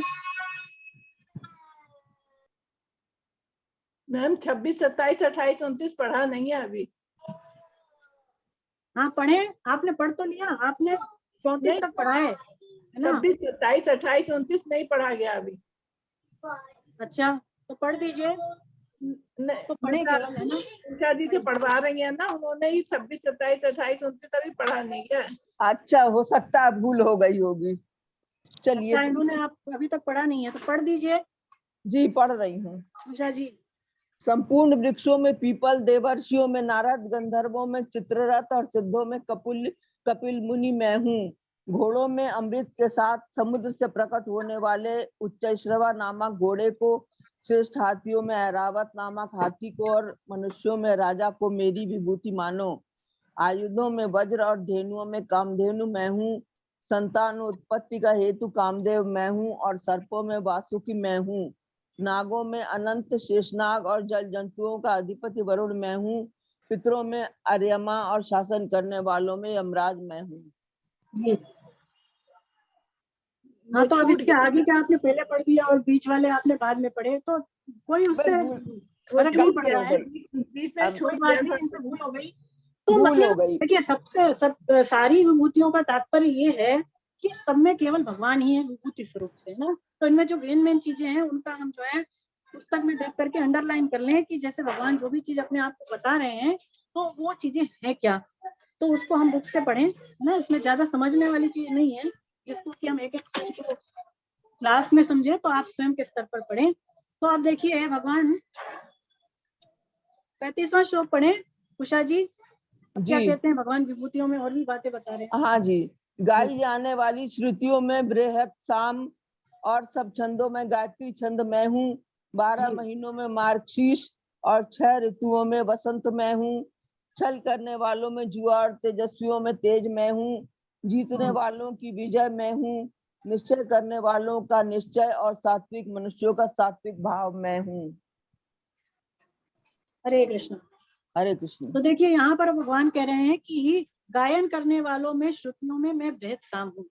पहले तो भगवान ने सारे ही वेदों में अपने आप को साम वेद बताया और यहाँ पर साम वेद में भी अब भगवान अपने आप को बृहत साम बताते हैं। तो बृहत साम क्यों बता रहे हैं भगवान की, देखिए जो बृहत साम है उसमें भगवान विष्णु की इंद्र रूप से स्तुति हुई है, यानी इंद्र को भगवान का स्वरूप मान करके उनकी स्तुति की गई है। तो इसीलिए सारी ही स्तुतियों में भगवान अपने आप को बृहत साम बताते हैं। भगवान कहते हैं कि गायत्री छंद भी मैं ही हूँ, है ना। तो गायत्री हम सभी जानते हैं कि गायत्री जो है वो वेदों की माता मानी गई। गायत्री क्या है, वेदों को उत्पन्न करने वाली, वेदों की जननी, तो वो गायत्री मानी गई है। गायत्री का बड़ा ही वेदों में मुख्य स्थान है। तो भगवान इसीलिए कह रहे हैं कि वेदों में मैं गायत्री में बहुत सारे छंद, उसमें भी मैं वेदों में बहुत सारे छंद है, उसमें गायत्री छंद है ना। तो इस प्रकार से अपने आप को भगवान गायत्री बताते हैं। और गायत्री में जो देखिए स्वरूप है, ध्यान है ना, आदि आदि जो चीजें हैं उसका यदि हम भगवान का स्वरूप मान करके चिंतन करते हैं उसका, तो उससे भगवत प्राप्ति हो जाती है। गायत्री के रूप में यदि श्री कृष्ण का ही स्वरूप मान करके, ध्यान मान करके उन्हीं का चिंतन यदि करें तो इससे हमें भगवान की अथवा परमात्मा की प्राप्ति हो जाती है। इसलिए ये जो है बड़ा ही प्रभावशाली मंत्र है। गायत्री का जो मंत्र है बड़ा ही प्रभावशाली है और इसमें जो विधि निषेध है उसका हमें पालन करना चाहिए। गायत्री का पाठ हर कोई नहीं कर सकता है, उसमें ऐसे ऐसे बताया है कि इस तरह से जो है आपको बैठना चाहिए, ये आपको इसके लिए जो है सफाई रखनी चाहिए, आदि आदि बातें हैं। तो उसमें जो विधि निषेध है हम उसको अवश्य उसका पालन करके ही इसका पाठ करें, है ना। लेकिन रामचरितमानस में जो मानस गायत्री है देखिए उसका पाठ कोई भी कर सकता है, उसमें ऐसा विधि निषेध नहीं ना, तो वो हम करें। लेकिन ऐसी जो गायत्री है जो वेदों में मुख्य रूप से, उसका पाठ हम ऐसे ना करें। भगवान कहते हैं कि छल करने वालों में मैं जुआ हूँ। तो जुआ भी भगवान ने अपने आप को कहा। तो स्वामी जी बताते हैं कि जब हम किसी से छल से कोई चीज छीन लेते हैं, यानी बेईमानी से उसका राज्य छीन लिया, धन संपत्ति छीन ली, या और भी कोई संसारिक चीज उससे छीन लेते हैं, और उसको छीनने की जो हमारे अंदर विशेष विद्या है, जो हमारी क्षमता है ना, उसको ही जुआ कहा है। किसी से कोई भी चीज जबरदस्ती छीन लेना अपने बल के द्वारा या अपने विशेष कौशल के द्वारा, वो जुआ कहलाता है। तो भगवान कहते हैं वो जुआ भी मैं ही हूँ। तो अब हमारे मन में ये बात आ सकती है कि जब जुआ भी भगवान ही है तो फिर जुआ खेलने में क्या बुराई है, जुआ तो हमें खेल लेना चाहिए, ऐसा हम सोच सकते हैं। तो देखिए ऐसा बिल्कुल भी नहीं है ना। भगवान यहाँ पर अपनी विभूतियां बता रहे हैं। भगवान के कहने का भाव ये है कि सत भी मैं ही हूँ, और जो चीजें असत है उनमें भी केवल मैं ही मैं हूँ, ऐसा मैं केवल अपनी विभूतियां बता रहा हूँ। यहाँ पर भगवान ये नहीं बता रहे हमें कि हमें क्या करना चाहिए क्या नहीं करना चाहिए। भगवान हमें ये बता रहे हैं कि मैं किसमें हूँ और किसमें नहीं हूँ। भगवान ये कह रहे हैं कि वो चीजें जिसमें हम जो हमें जो है अच्छी नहीं लगती हैं, जो हमारी दृष्टि में बुरी है, मैं तो उनमें भी हूँ, ऐसा भगवान के कहने का यहाँ पर भाव है। देखिए अगर हमें अपना कल्याण चाहना है तो स्वामी जी कहते हैं कि विधि निषेध का पालन तो करना ही पड़ेगा। भगवान ने विवेक दिया है, तो अब हम ये देख लें कि हमें क्या चीज करनी है क्या नहीं करनी है। और जुआ जैसी चीज यदि हम विवेक को काम में लाएं तो समझ सकते हैं कि इसका निषेध है ना, इसका निषेध है। और अगर हम जुआ खेलना भी भगवान का ही रूप मान रहे हैं तो मृत्यु के रूप में भी तो भगवान कह रहे हैं कि मैं ही हूँ। तो क्या फिर हम मृत्यु को गले लगा लें, क्या फिर हम ये भी करें, बताएं, नहीं कर सकते। तो इस कारण से हर एक चीज जो भगवान यहाँ पर चीज बता रहे हैं वो करने के लिए नहीं बता रहे हैं, आचरण में लाने के लिए नहीं बता रहे हैं, केवल उसको हम जो है समझ लें इसलिए ही वो हमें बता रहे हैं। चलिए आगे बढ़िए उषा जी। वृष्णिवंशियों में वसुदेव पुत्र श्री कृष्ण और पांडवों में अर्जुन मैं हूँ। मुनियों में वेदव्यास और कवियों में कवि शुक्राचार्य भी मैं हूँ। दमन करने वालों में दंड नीति और विजय चाहने वालों में नीति मैं हूँ। गोपनीय भावों में मौन मैं हूँ और ज्ञानवानों में ज्ञान मैं ही हूँ। और हे अर्जुन, संपूर्ण प्राणियों का जो बीज मूल कारण है वह बीज मैं ही हूँ, क्योंकि वह चर अचर कोई प्राणी नहीं है जो मेरे बिना हो, अर्थात चर अचर सब कुछ मैं ही हूँ। हरे कृष्ण हरे कृष्ण। हरे कृष्ण। यहाँ पर भगवान और भी बातें बता रहे हैं कि पांडवों में मैं धनंजय हूँ, मुनियों में मैं वेदव्यास हूँ, और कवियों में शुक्राचार्य जो कि मुख्य हैं वो भी मैं ही हूँ। भगवान कहते हैं कि दमन करने वालों की शक्ति भी मैं हूँ और इच्छा वालों की नीति भी मैं हूँ। गुप्त रखने वाली जो योग्य है, जो रक्षक है, गुप्त भावों का जो रक्षक है वो भी मैं ही हूँ, और ज्ञानों का तत्व ज्ञान भी मैं ही हूँ। यानी भगवान सारी चीजों को अपनी विभूतियां बता रहे हैं।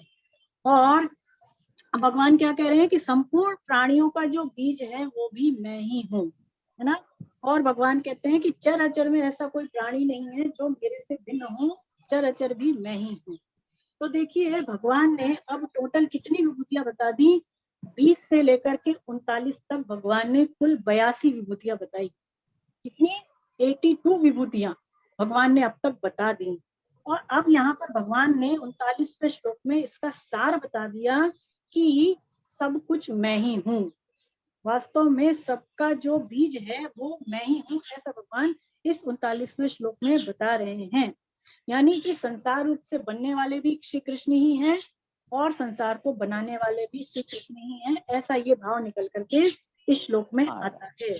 गीता जी की कुछ विभूतियां जो हैं वो भागवतम में नहीं है।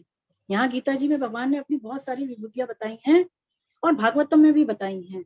गीता जी में तो उन्होंने अर्जुन को अपनी विभूतियां बताई और भागवतम में उन्होंने उद्धव जी को अपनी विभूतियां बताई।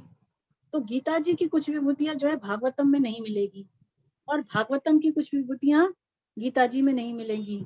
ऐसा भगवान ने समानता क्यों नहीं रखी?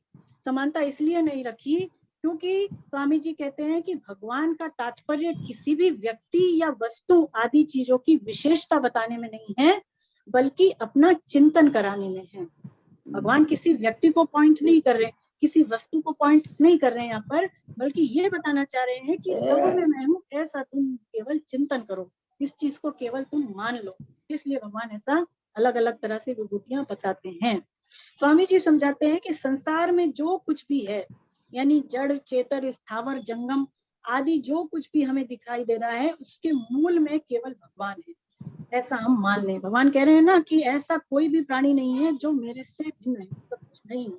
तो स्वामी जी ही कहते हैं कि सब कुछ श्री कृष्ण है। इस मूल तत्व को जान करके, इस मूल बात को जान करके साधक की मन और बुद्धि और इंद्रियां ये जहां जहां पर जाएं या इनके द्वारा संसार की बातें जो भी हमारे अंदर आए, तो ऐसा मानना चाहिए कि इसमें श्री कृष्ण ही हैं, ऐसा इसको दृढ़ता पूर्वक मान ले। तो ऐसा मानने से साधक के द्वारा फिर श्री कृष्ण का ही चिंतन होगा, क्योंकि तत्व से कृष्ण के सिवाय और कहीं कुछ है भी नहीं ना। तो इसको केवल हम दृढ़ता पूर्वक मान ले जो भगवान यहाँ पर कह रहे हैं। भगवान कह रहे हैं कि मैं इस संसार का बीज मूल कारण हूँ। तो स्वामी जी समझाते हैं कि 4 तरह से जो है प्राणियों की उत्पत्ति होती है, 4 तरह से प्राणी पैदा होते हैं। कौन कौन से 4 स्थान हैं? एक तो जरायुज है, अंडज, उद्भिज और स्वेदज। जरायुज मतलब जो जेर से पैदा होते हैं, जैसे कि हम मनुष्य, जैसे कि गाय बकरी, ये जेर से पैदा होते हैं। अंडज जो अंडे से पैदा होते हैं, जैसे कि गिलहरी, सांप, बिच्छू, है ना, ये अंडे से पैदा होने वाले। इसके अलावा उद्भिज, उद्भिज मतलब जमीन का भेदन करके जो पैदा होते हैं, जैसे कि वृक्ष हुई, लताएं हुई, ये जमीन फाड़ करके पैदा होती है। और इसके अलावा स्वेदज, स्वेदज यानी जो पसीने से पैदा हो जाते हैं, जैसे कि जुएं वगैरह, लीक आदि जो चीजें हैं। और स्वामी जी कहते हैं जो पसीने से पैदा होती हैं, जैसे कि सांप, है ना, केचुए वगैरह। तो ये सारी जो है इस तरह से 4 स्थान माने गए हैं। तो इन 4 स्थानों से 84 लाख योनियां पैदा होती हैं, 84 लाख।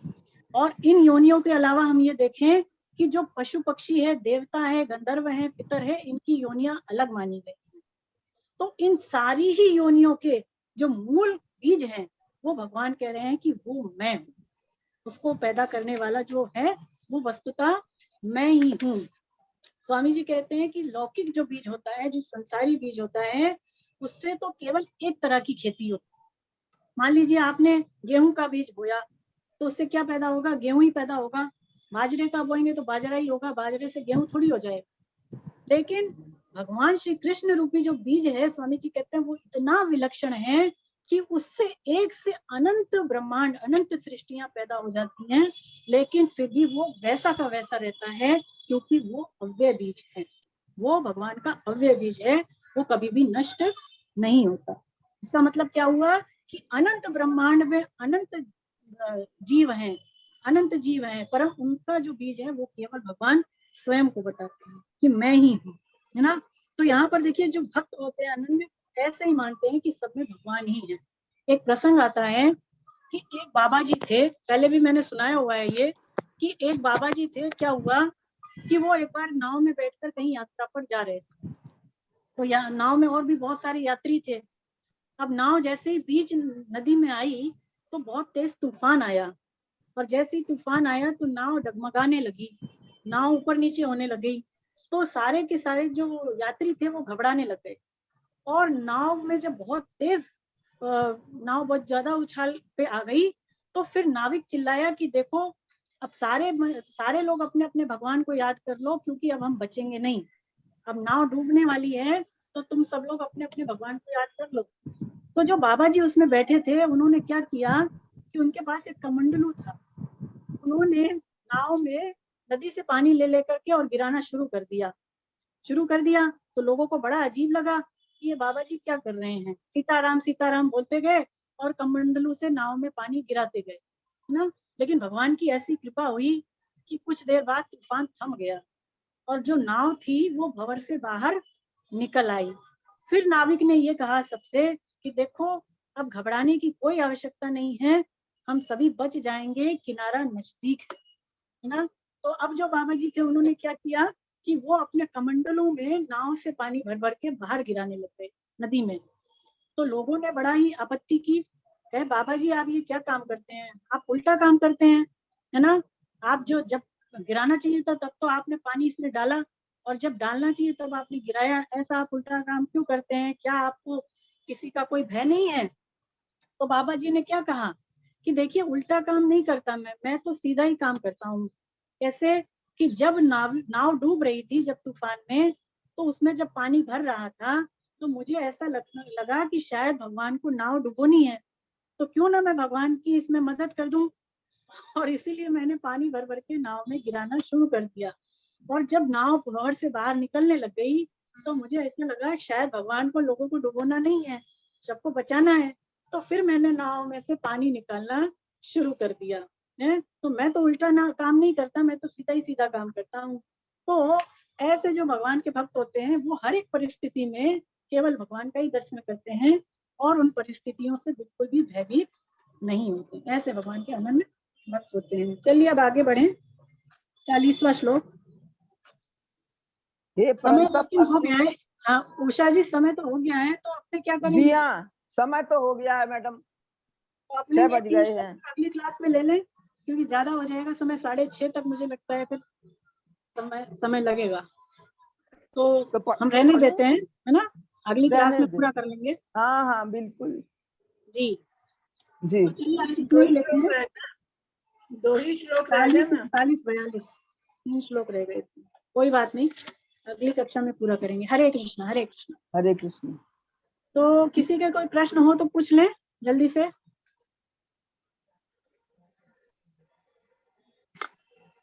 किसी के